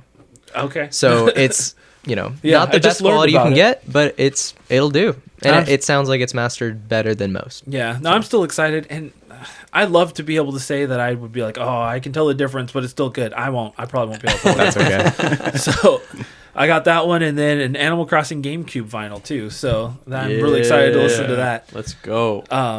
So yeah, for me too, like I'm a really big anime fan too, and like now that I know I'm learning more about vinyls, like I kind of want to search for more of them. But we were talking about it a little bit before James got here. How it's with anime specifically, it's kind of sucks because they'll put the arrangements on there, which like so I love Attack on Titan, and I bought the soundtrack for season 1 on vinyl, and it's great. I still love all the music on it, but it sucks that it doesn't include the opening and closing music, and that's a pretty common problem for most anime soundtracks. But I still want to look out for more anime soundtracks for the ones I really like, but I would love to be able to just listen to all the openings and closings too. Yeah. For that reason, I wish there were more anime bootleg groups. I think I know of a couple bootleg anime ones. There was a Naruto Will of Fire. That was a 3 LP that was pressed. That's bootleg, so it includes those kind of openings and endings. Yeah, that's cool. One that more recently got pressed is Serial Experiments Lane Siberia Mix, which is a CD that's become really rare. Yeah. But unfortunately, it was done by one of those, less than reputable labels. So I passed on it, unfortunately, and the quality is meh. Yeah. Mediocre at best, and some people still, it's good enough for them, and that's great for them. But it's one of those ones that you don't want to support the low quality labels, and so passing on it's for the best. But yeah, hoping in the future for some more anime bootlegs to come out, because I think there's a lot of opportunity there. Yeah. Yeah. So before we get to the Instagram and Discord questions, I'm going to ask you guys the same question I asked them, and that's if there was any one video game soundtrack that you would have on vinyl that you don't already have, what would it be? So let's start with Ryan. You're going to start with me? We'll start with- I didn't even think about this. I didn't ask this question to anybody. We can start with James. UN Squadron, 100%. Wow. And I have expressed this much on main and in Discord a handful Yeah. of times, and I will continue to. They're like, bro, there's like 2 people that they're going to buy this. You know, I will say, I was not the first person that I saw on main who expressed, because every once in a while people will just post like general questions on main. They'll be like, so if you could have any, what would be your dream soundtrack? And there's been other people that have brought up UN Squadron before me, and I'm like, yes. I like comment on yes, a million times, and they'll even Yes, a million times yes. they'll even post like a link to the YouTube, video of the soundtrack being played on the game. But like, oh, it's so good. Wow. Anyone's never heard it, listen. Yeah. I think I remembered mine. Go ahead. I'm very partial to Wii music, obviously with Wii Sports being my first one. It's really funny, but I really like Wii Fit. I would love a Wii Fit vinyl or a Wii Sports Resort. Yeah. I think both of those. That would be cool. Is Out there a vinyl with just the different music from the Wii, like the Mii Shop or the Wii There Shop, is. the Mii? That would be cool to have. Yep. It's called The Sounds of the Wii. Oh, that's very fitting. Well, there you go. Rodney, what about you? Yeah, it would definitely have to be Wheaties now. Yeah. That sounds awesome. Either that or like Hyperlight Drifter would be the other one. Oh, that makes sense. But what if one that isn't pressed? Is that a Like, thing? no, just Oh. anything that you would want to have pressed Oh. that doesn't exist. Oh, that's true. I don't know. It's a tough one. That is a tough one. You can think on it It's for a even more second. tough. So I'm not as in the know on the community, so I don't know if any of these have been. I doubt there's been a Final Fantasy VII Rebirth one yet. No, not yet. But I would love that, or even just remake, which I think there was a vinyl like through Square Enix, but I don't know if it's any good. Either of those I would love. Chrono Cross, Chrono Trigger 2, but Chrono Cross especially. Yeah. I don't know if there's an official or a bootleg of it, but I would love it. There's a bootleg arrangement album for Chrono Cross. Is there? Chrono Cross is my favorite video game soundtrack. It's beautiful, absolutely beautiful, and I would listen to it all the time. So that, and then I don't know if there is one of this either, but Zombies Ain't My Neighbors would be. It exists. It He does. has I got it. Oh, wow. That makes sense. I'm glad you did. I'll want to listen to it. But I'll spin it with you soon down the line. that would be one too. Nice. So, all other than Rebirth, which will probably happen eventually, they all exist. Now I need to come up with something more original. I think I have one. Yeah. Mega Man 2. Is there a vinyl for Mega Man 2? Mega Man 2 is the first Moonshake. Is it really? Yeah. Oh, okay. Well, there you go. What about X? Yeah. There's one there too? I think there's an official for Mega Man X. Is it really? I think so. Okay, well. But there is a bootleg as well. Yeah, I think. Well, that's all I got. I'm a pretty simple man. Oh, Give me Mega Man. Pokemon Black and White. It has not been done yet. Yeah. And it feels inevitable because I see a lot of people talk about how much they want Pokemon Black and White on vinyl. A lot. Almost daily it gets brought up, like from what I can tell on Discord. So It would be cool. Rock Band. They have Beatles Rock Band. Oh my gosh. Yeah, really? They have the Beatles Rock Band arrangements. That's Actually, funny. Skate 2, but that's just other people's music. You know what I mean? But it's still like somebody actually. But to have like a whole compilation of Yeah. the music that was played They would have be awesome. Tony Hawk Pro Skater.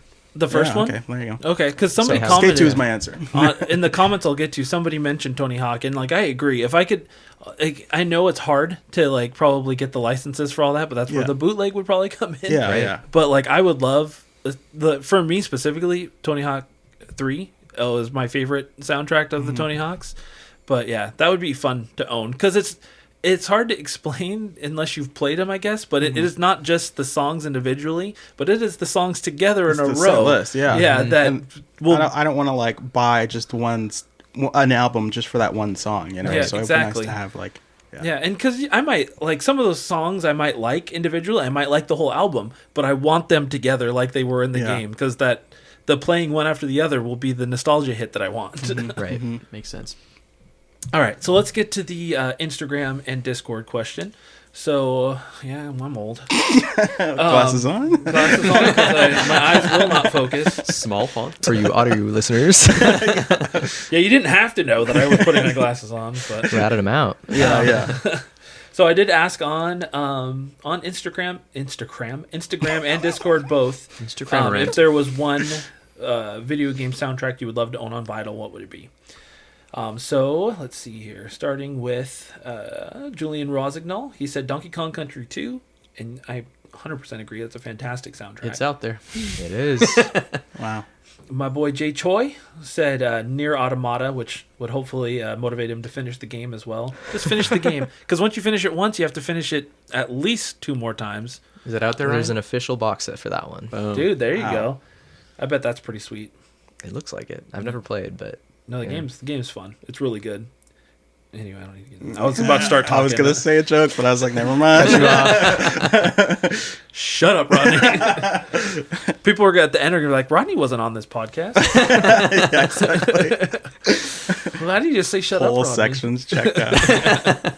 Darren Desart said Final Fantasy Tactics.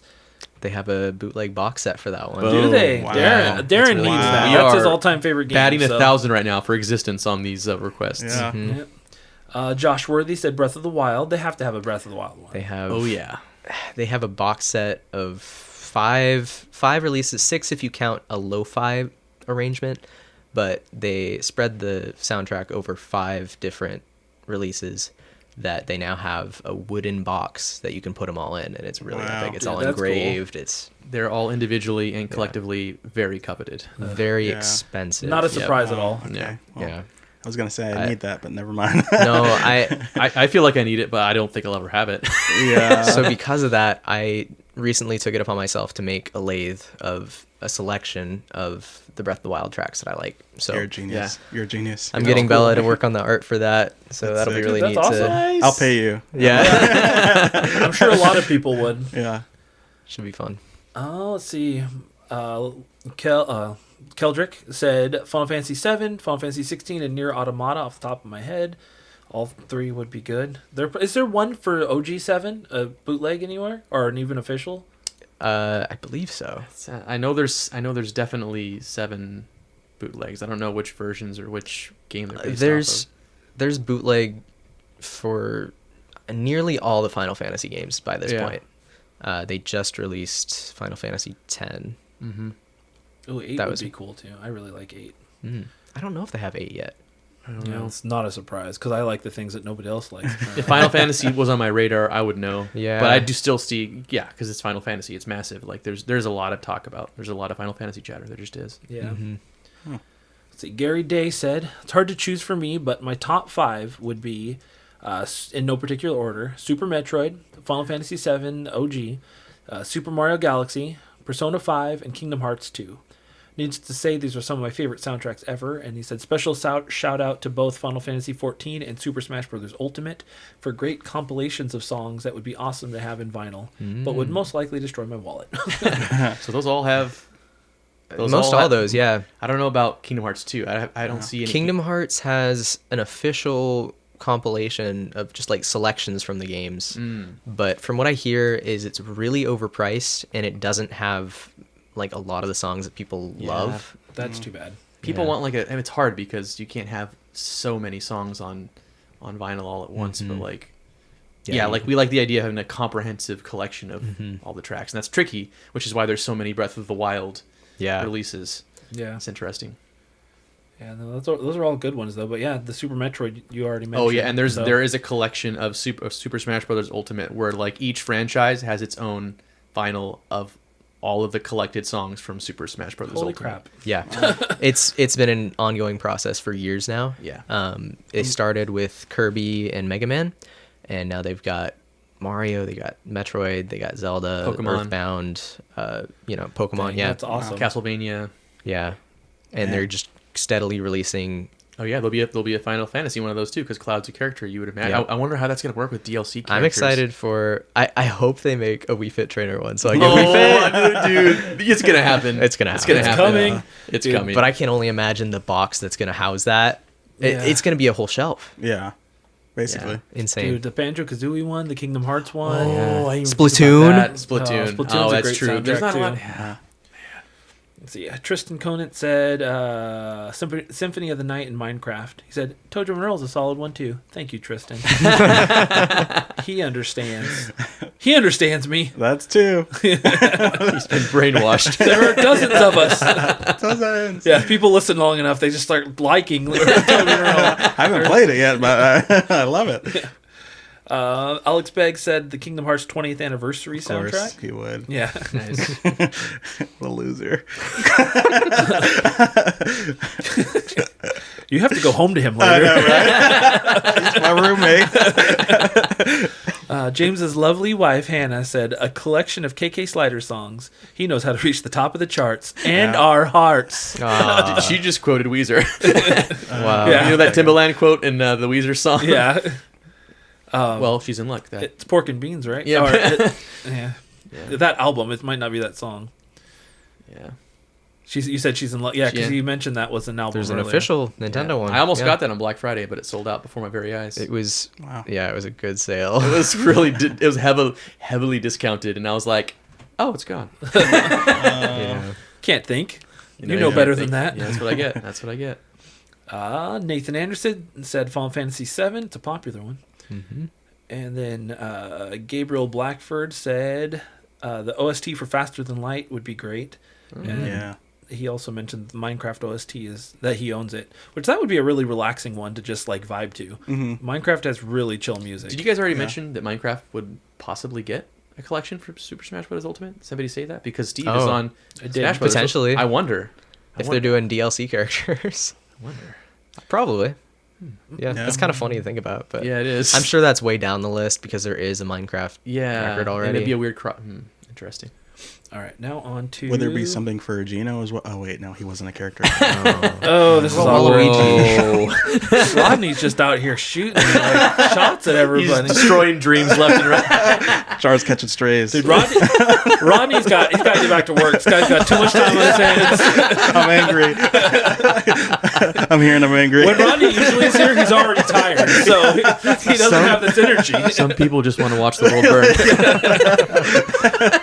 Oh man!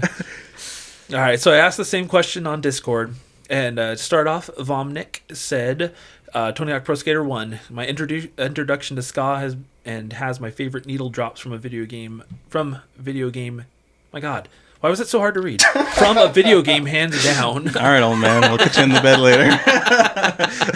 We'll tuck you in. Whose idea was it to invite Rodney? I'm unstoppable. Oh God! Can't even be mad. They're all so good." Then he also said, "Bring back licensed music to video games." I agree. Amen. Amen. How many songs were I introduced to, but just from playing Madden, right? Like, A lot. yeah, I remember that Jet track, you know, hearing it for the first time. Are you gonna be my girl? Yeah. Let's see here. Ben Livid said R4 Ridge Racer Type 4. Nice. Sorry, trying to stop my dog from barking. Joel K said G Darius. Anyone know what that is? Nope. I don't. No, I don't even. So Joel always going for them deep cuts. Sorry, Joel. Should have said Molmania, man.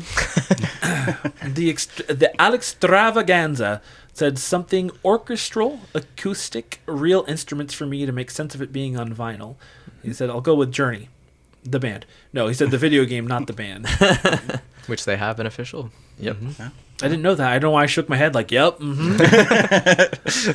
Let's see here. Now I Rock a Tiller Suit said, "Looking forward to this episode." Thank you. I agree with Alex that I love orchestra versions of soundtracks. Played a lot of Zelda, Ocarina of Time back in the day, so the music always hits when I come across it.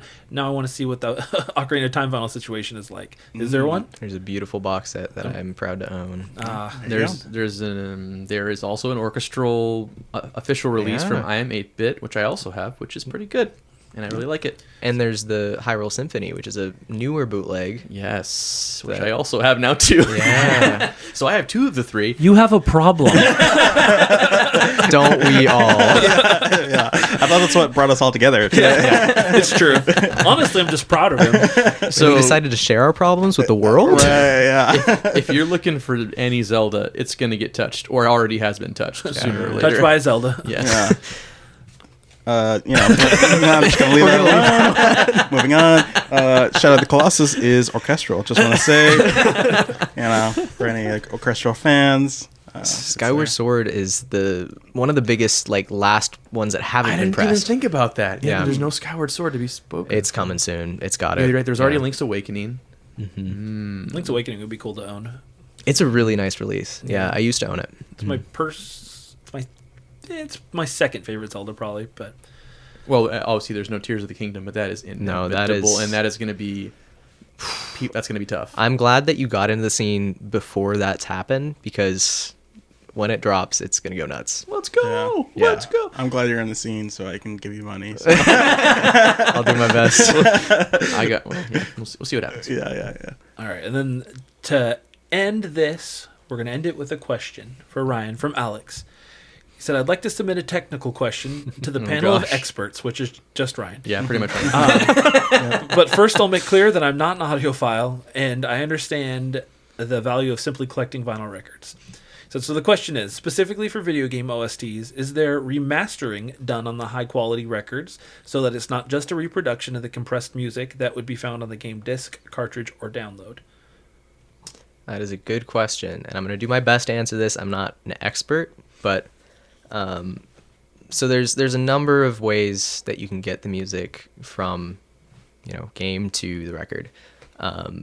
Sometimes the music comes from a CD release. So usually that CD release will be either a direct, the files from the game to a CD. Sometimes they master it for a CD, like a home listening. They'll do like slight tweaks to the music. But in the case of bootleg, sometimes there's a CD they can use to rip the files and use them to master and then press. But occasionally they have to do a game rip. So that's either ripping straight from a console or maybe a ROM file from the game. And depending on what the system is, obviously the music chip can only do so much.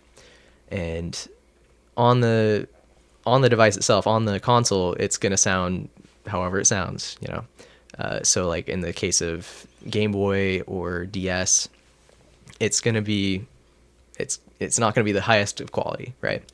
So sometimes people will take whatever files they need to from the game and they will run it through a program that will kind of almost upscale or like remap the sounds from the chip to sound more high quality, use higher quality instruments. So that's one way they do that. And I believe he mentioned Jam and Sam, which is a guy who's taken a few different soundtracks. He's taken Donkey Kong Country and he's remastering it with modern MIDI instruments. He's currently doing a project for a label. What is it called? Sorry, I didn't. He did say that later. I didn't catch that. Oh yeah, no worries. Yeah, so there's a project in the works right now by Manawave Media, and they are making the Pokemon Ruby and Sapphire, Emerald. Yeah, Looking forward to that one. It's already a gold and silver one out. Yes, got it. nice. Remember, Pokemon is what brought me to this corner of the universe. That's my priority. So he's doing it a different way, where he's doing it from the ground up. He's taking the originals, listening to them, and trying to pick out what those chiptune sounds kind of correspond to as an instrument, and is recreating them as faithfully as he can. So he's got the Donkey Kong Country recreated. He's got this new one for Ruby Sapphire. He did Super Metroid. Yes, he just did Super Metroid. That's right. But from what I hear, it sounds like he does a really good job, and he stays really faithful to the originals. And those are actually official because he has recreated them himself, even though it's the licensed tracks, because he's completely changed them, made it his own. He can press his own records and sell them legally. That's cool. It's a nice loophole that he created for himself there. Yeah. Yeah. And It's time consuming though, but yeah. oh, absolutely. He's done a lot of commissions for people. If somebody want to have a certain song from SNES or whatever recreated, he might be able to do that for you. Yeah. That's awesome. Mm-hmm. The more you know. There's a lot to learn in this this realm. Yeah. My brain is officially full. We I don't know if we have time for it. We had a top 10 most valuable. Do you want to do it We have real all quick? the time in the world. It's my podcast. Do whatever I want. 90% of the listeners quit. They either stopped listening a long time ago or they're still here. Either way. They're here for the You ride. lost them at Gizzard, Slizzard, Wizard, whatever that was. Thanks, Rodney. As we all know. It's Lord Gizzard and the Lizard Wizard. Slip and Slizzard. Slip and scissor was a ride. Was I right? No, not even close. Not even close. Yeah. Son of a gun. What is it again? King Gizzard and the Lizard Wizard. King Gizzard and the... Hey, I said Lord Gizzard and the Lizard Wizard. Okay, sure. So close. Close. Let's find out if that's on the top In 10. a lot of Bibles, they change Lord to King and stuff. So Yeah, of course. Yeah. There's a translation error. Yeah. So you're right. that's all it was, a You were translation right. error. I don't speak Rodney fluently. Oh my god. No one does. So how do we want to do this? Do we want to count them down or do we want to have them guess? Ooh, that's a good one. How we? I don't know how we make them guess while Yeah, saving it's hard time. to say. Let's just go back and forth, and we'll take comments. Yeah. Okay. Sounds good. So me and Rodney are both guessing. What do we know? What we're guessing? I don't know if we have time for that. I mean, if you want. You're welcome to guess, though. I'd like to know what I'm guessing. Okay. Top 10 most expensive bootleg VGM vinyl. Okay. So this is all taken from eBay sales. So this is kind of a PSA, a warning of this is how crazy the eBay market can get. Yes. But it's also really wild to think people have paid these prices for a bootleg. Yeah. And it is a real it is a pretty decent gauge on what the most coveted and sought after are, because Yeah. you do hear people talk about these on Discord and main a lot, and make ISOs that they feel so unobtainable just based on the rarity, and like he said, like these ones, they rarely if ever change hands between people, you know. Wow. So all right, want me to go 10? You want to go Yeah, 10? you go 10. All right, 10. It is a Super Nintendo game. It features Mario. What do you think? Oh, we're not guessing. Oh, we are guessing. Okay. You can guess if you want. You can guess if you want. I'm just going to lead you to We're it. changing Nintendo the game rules that every time. Features Super Mario World. Nope. It is Super Mario You didn't even guess. It's fine. It's fine. I wasn't gonna get it. You can guess on the next one. Yeah. Super Mario RPG 3LP. It's Super Mario RPG. You got it. You win the prize. Wow, my echo is working. Super Mario RPG 3LP box set from the Super Nintendo. It sold for what appears to be $1,500. Sweet Lord. This is number 10. This is number 10. So wait. What's the one you brought then? That's a new printing? It is. Oh, it's the new remake. game. That's right. Yeah. The remake. So same label, right? Too. Yes. assuming? Yeah. So you it's guys- the same design. Yeah. You were like, we can't not buy it. Yeah. But Wow. you were able to get a hold of that one too. Thanks to Ryan. And I still got to pay him back. But I wasn't gonna mention that one. I'm not paying anything remotely No. close to this price. Yeah. That's So great. it- Pokemon box all over again. Number 9. All right, number 9. It's starting with our first Zelda, Wind Waker 3LP box set. This one's very sought after. This one was $1,600. Dang. This Yeah. is probably one of the Jeez ones I Louise. want the most that's on this list, honestly. Yeah, I'm up there with you. Because I love Wind Waker, and Toon Link is my boy. He's my boy. Yeah. There were a few that had listings above that, but they were like the ones that were or best offer, so we don't know what they sold for. But this is the confirmed auction, ended at $1,600. Man. Yep. All right, number 8 is another Zelda game. Any take? How about let's go with you, Rodney. Any takes at what Zelda game this might have been? Twilight Princess. What? Ding ding ding ding ding! We have a winner. Well done. A plus. Come on down. Twilight Princess 3LP. Apparently. So ahead. I was looking at this listing. It's a color variant, Oh. which apparently they have a wide variety of the colors that they pressed. And I had this at one point. I traded it before I moved because I couldn't take everything I wanted. Yeah. Do you regret that? I do. I do a little bit. We're not going to talk about that. Trauma. Yeah. So the colored one that I had was really cool. It was like one of the most beautiful pressings I've seen. The picture of the one that sold for this much, it was cool, but it looked almost like black vinyl, but it was just like so dark that you could see some marbling, but it wasn't hardly different from the black vinyl. So I'm just astounded that somebody paid this much for Yeah. the color variant, when you could have gotten a really like way cooler colored variant. Just been patient. Went for $1,999. Sweet Jeebus. Wow. We're at number 8 right now, Yeah. Wow. It's crazy. which brings us to number 7, and this is a Moonshake. This is the Zelda Moonshake, which apparently I didn't know this until I did some research, but it's a compilation of a few different Zelda games. It's the original Zelda, Zelda 2, and I think some from like A Link to the Past. Better have some from A Link to the Past if it's Yeah. gonna be this expensive.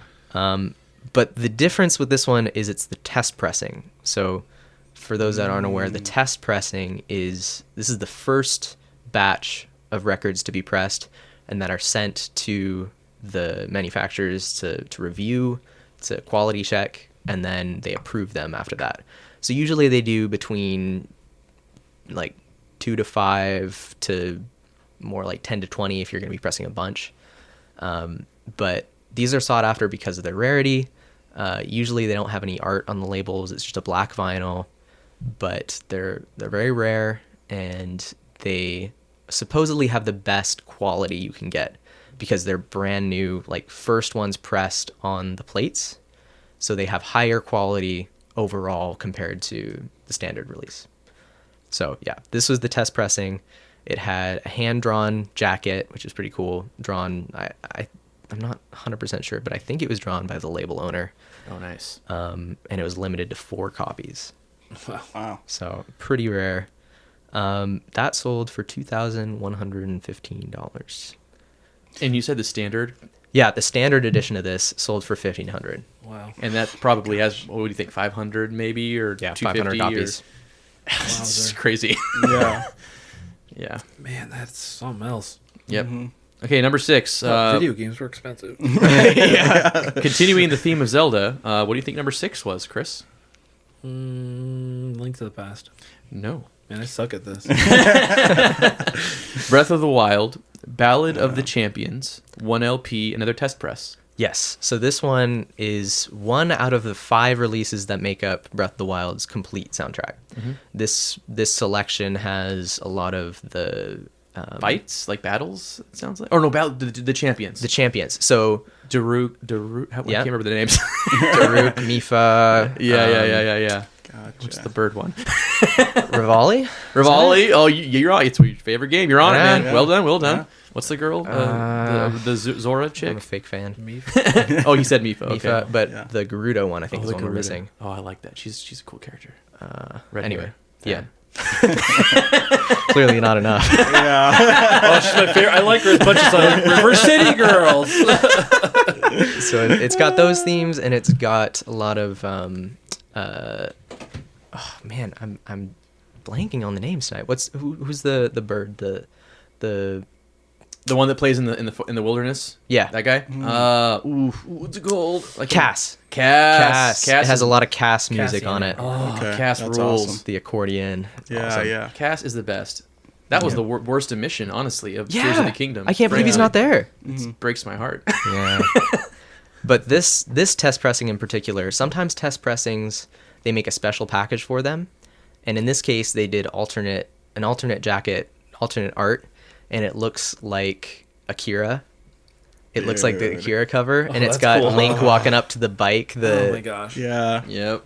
It's so epic. It's like it's limited to 10 to 20 copies. I would guess. Yeah, I Okay. don't know for sure, but test pressings are usually limited to 10 to 20. So, yeah. And we're looking at $2,247. That's so much money. That's so much money I don't have. Somebody has it apparently. I don't know who You can they get are. the standard release for cheaper, but you're still Okay. looking at like $100 to $200. Yeah. Okay. Well, But that's for one disc. one of like a 6 or 40 7 minutes disc of collect, music. or yeah. That's Yeah, no, you're right. It's yeah. Number 5, I was surprised this wasn't higher on the list because it's usually talked about as like the most coveted, and that would be the Chrono Trigger box set. Yeah, but that's nice. It's 4 LPs. It's limited to 250 copies, and it's considered one of the most like high quality releases in the scene, and it has not been remade. It's been out for a few years, and it hasn't been remade because people are, from what I can understand, people are too afraid to make another one because the first one was so good. oh wow. So they don't want to. Tarnish there. Yeah. it would have to be a special effort for it to Right. be even held in the same breath as this one. It sounds like. Yeah, exactly.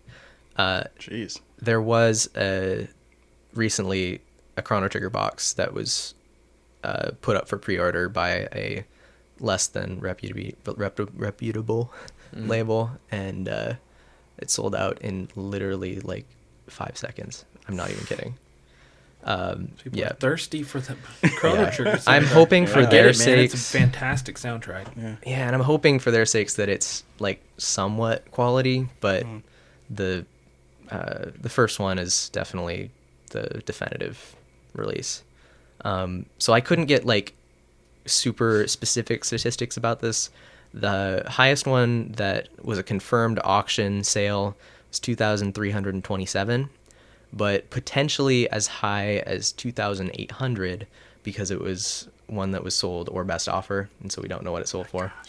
But that was what it was listed at. Jeez, man. Yeah. But 5 of them have sold for above $2,000. 5 more have sold for above $1,000. So I really hope this person at least owns like a complete box version of Chrono Trigger too.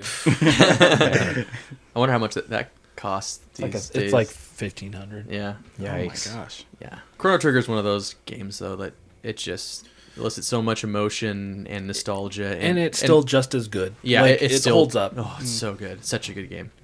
Yeah. Yeah. I would say this and Wind Waker are the two on the list that I'm like, I would love to have them, but I don't have any expectation I ever will, and that's fine. But Yeah. it feels like one that, like you said, like it should get a reprint because it's freaking Chrono Trigger. It's inevitable. It's so popular. Yeah. I think people are scared. But yeah, you're right. Like it's like this. It's a respect thing. It is. I don't want to touch it. I am not worthy. I feel like that's probably what it is. Because if you make something that doesn't meet the fans' standards, they're going to be upset. Yeah, and you get torn apart too. Honestly, Jeez. it can be kind of savage for the bad. Look, we're productions. normally pretty nice. But we're The gonna kill sound you. quality on this. Wow. I get it though. I mean, if you're paying that much. Oh yeah. Yeah. Number 4, another Zelda game. Any guesses? Rodney, see you got it last time. I did Zelda 2. That one's a meme in the community. Well, I tried. You are no longer on a hot streak anymore. We're talking about one that he brought up earlier, Majora's Mask 3LP box set. It's gorgeous, and this one I feel like I feel like I see more ISOs for this than maybe anything else. I'm surprised. I see it all the time. It sold, like, when it came out, I saw a few sales of it and trades, like, that went through for it when it happened, but Yeah. it seems like it's gotten more Yeah. hard to find recently. Yeah, it's real nice. You looking up a picture or something Yeah. right now? I thought you were. Oh well, I tell you how much it goes for, guys. It goes for $2,300. Oh my gosh. I really wish you wouldn't have done that. $2,300. Thank you. So this is Worse. this is the art on that. Yeah, I love that. It's insane. I love that. I would pay a bad amount of money for that. $2,300. I would pay a bad amount of money. Yeah. Dude, that is nice. You can either Yeah. confirm or deny it. And to my knowledge, I think that was commissioned And art. that's the vinyl. Yeah. Dude, that is amazing. Or that's the label art. Oh, So, okay. yeah. I was like, they printed that? No, that's still awesome. Holy crap. Yeah. So much work was put into that. That's beautiful. I love it. I mean, I get it. I get it. Number 3, Mm-hmm. The Sounds of the Wii. Believe it or not, this one blew Wow. up on TikTok. So it really blew the price out of proportion. Yeah. I had this one at one point. I got it for a good price and I sold it for a good price. So, you try to help people out where you can. But because another release came out more recently, it's called Touch Generations, but it's kind of a compilation of some tracks from the Wii. Sorry, go ahead. Sorry, Touch Generations was just a very specific line of DS games that they released. Yeah. So it's kind of a cool reference. Yeah, I think Yeah. that was an actual CD that was released maybe To Club Nintendo. Yes, it was a Club Nintendo CD release, which Yeah. has been brought over to vinyl. Yep. And I have it. Yay! Yeah, we both got And that frankly, I've got to say I've only listened to like 5 or 6 records on my turntable so far, but easily my favorite that I've listened to in person so far. I'm so excited It's to so get that good. one home too. Yeah. It's so good. That one sold for $3,000, Oh my god. which is way too much. What? Way too much. For one LP too. That's just surprising. And it's not my even like gosh. the best quality ever. The art was kind of low effort at least. But because of how much it blew up online, Power of TikTok, man. yeah, it's scary. Number 2, another our final Zelda entry, Breath of the Wild once again. However, Breath of the Wild Lo-Fi, This one one LP. is so weird to me. I had no familiarity with this at all, honestly, until you showed me the list. So, yeah, I don't know the story behind this, but there is one straggler to the Breath of the Wild set that's kind of unofficially in the set. To get a complete Breath of the Wild set, people say you want to get it. It's got some nice like Ghibli style art on it, so it looks nice. From what I hear, the sound quality isn't that good. I mean, it's a lo-fi album, so you kind of expect that. But I listened to a rip of it, and it's not that great, in my opinion. I know a lot of people like it, so I can't, But when you consider it's going for over $3,000, Yeah, and it affects the what you think of the quality. I'm sure it wasn't even a test pressing. The test pressing is really cool. It's got some alternate art by the same artist, or maybe it was a different artist. But yeah, anyway. Yeah, $3,060. And I guess it probably has something to do with, like you said, like people are like, oh, I got the whole set, but I don't have this one, and so they want the whole set, and they kind of count this among it. Yeah, there were multiple sales, Yeah, like at this price. It's crazy. Jeez, that's bonkers. collectors, man. Crazy people, Something right? else, yeah. Yeah, no, we are crazy. Well, that brings I us. will say I do get it now. Now that I've started collecting vinyl, I'm like, okay, I understand what these guys are talking about. All right, get all the right, I get it. I get it. I just can't stop buying. Yeah, I see something like, oh, there's a really cool variant of this, that I really want. It just has to mix what you like with the collection. Uh-huh. That's where it becomes easier to slide it. And the next thing you know, you're collecting video games. Yeah, that's true. Yeah, It's a slippery I'm on slope. a dangerous road. Just look at James. He collects everything. Yeah, He collects hockey pucks. It's bad. That's It's not dangerous. True, right. That's not real. Oh yeah. The hockey pucks? Oh yeah, that's legit. I have dialed down, I will say, because they take up a surprisingly large amount of space. And they're heavy. But anyways, that's a different story for a different time. Yeah, we're gonna have to talk about that later. All right, number one. Number one, Pokemon Moonshake, red and blue. But this is the Banksy cover variant. So a variant of the one I have. Yes. It's a different cover art, and that was limited to 100 copies. Wow. So you're not number one. Dang it. So this is one tried. that was featured alongside the standard release, which is what you've got in the museum. Okay, so we got one of mine and we got one of these in that museum. Yep. Wow. Nice. This one sold. It was coming from the UK, so this is the converted price in US dollars, $4,894. What? I could buy a car. Yeah, Yeah. insane. Yeah, that's insane. That's certain game consoles. I know this is a weird comparison, but for certain game consoles, that's the whole collection. Yeah, Like you could have every game for quite a few different consoles. Yeah. You're not even buying the game. You're buying like a sixth of the game. you're buying 40 minutes of music. That's it. Literally. If that. Yeah. Literally. Man, that's nuts. And these are just the bootlegs. So Yeah. there's a few official that creep up into there, but none of them exceed the value of a bootleg, which is really crazy Wow. to say. Yeah, that's Yeah. weird. And that really is a testament to the quality and the effort that go into some of these. Yeah, that's true. Yeah, man. It's a whole new world to Indeed. be like exposed to. But so the question is, Ryan, if somebody listens to this episode and they're like, I want to get into this, and I've got a lot of information now, but I still want an extra hand, can they reach out to you on Discord? Absolutely. I'm happy to help. All right. So Ryan's the best. He really Ryan's is. the man. yeah, no, he is the man. Man with a plan. Have we reached the longest episode? I think so. No. I can't remember what I know the longest one before this broke 3 hours, but I think it was just barely. Oh, wow. And we're at 3:16 now. I apologize to the okay. listener. They're listening on 2 times speed at this point. Just get going. I was wondering because I can't feel my legs. But And he peed himself a while ago. Getting smelly He up is in is there. that the what pee that smell's corner. coming from? It's me. Wonder what that was. Oh man, so no, but it's been nice having you here. Both one, you. it's just been nice having you here. 2, it's been nice to learn all this. It's a really interesting, cool, new like side of both video game interests and then just collecting in general. And it's just a lot to take in. But if you guys have any questions, like you make sure you join the Discord because I'm not going to give you a cell phone number. Join the Discord and you can reach out there. I'm sure you can. He'll help you out all he can. But yeah, no, it's a cool world. There's now just after having this episode, there's already more vinyl that I wanted than I wanted before, and I've learned how to properly talk. Too. Yeah. So, But no, thanks again, man. Shut up, Rodney. Just end it there. Yeah. Just cut right there. Oh man. No, thanks again, Ryan. No problem. It's fun. And James, thanks for coming. Of course, it was fun. And yeah.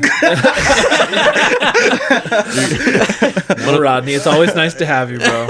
Oh, thank you. I'm really glad you're here, Rodney. Remember thanks. that zinger earlier where you got Chris really Oh, good? that was so funny. That was like 3 hours ago. But I'm still laughing. Yeah. They're both muted for the remainder of the episode. There's nothing left anyway. Ryan, it was nice to have you here. Thank you. Appreciate it. Seriously, thanks, Ryan. No, you're muted. So anyway, so if you haven't already, join the Discord. It's a fun place to come hang out, talk about anything. Rodney, you're muted. To ask about video game vinyl. Follow on Instagram, Discord, X Button Gaming. Make sure you like and subscribe wherever you listen to the podcast at, and remember to always press X to continue.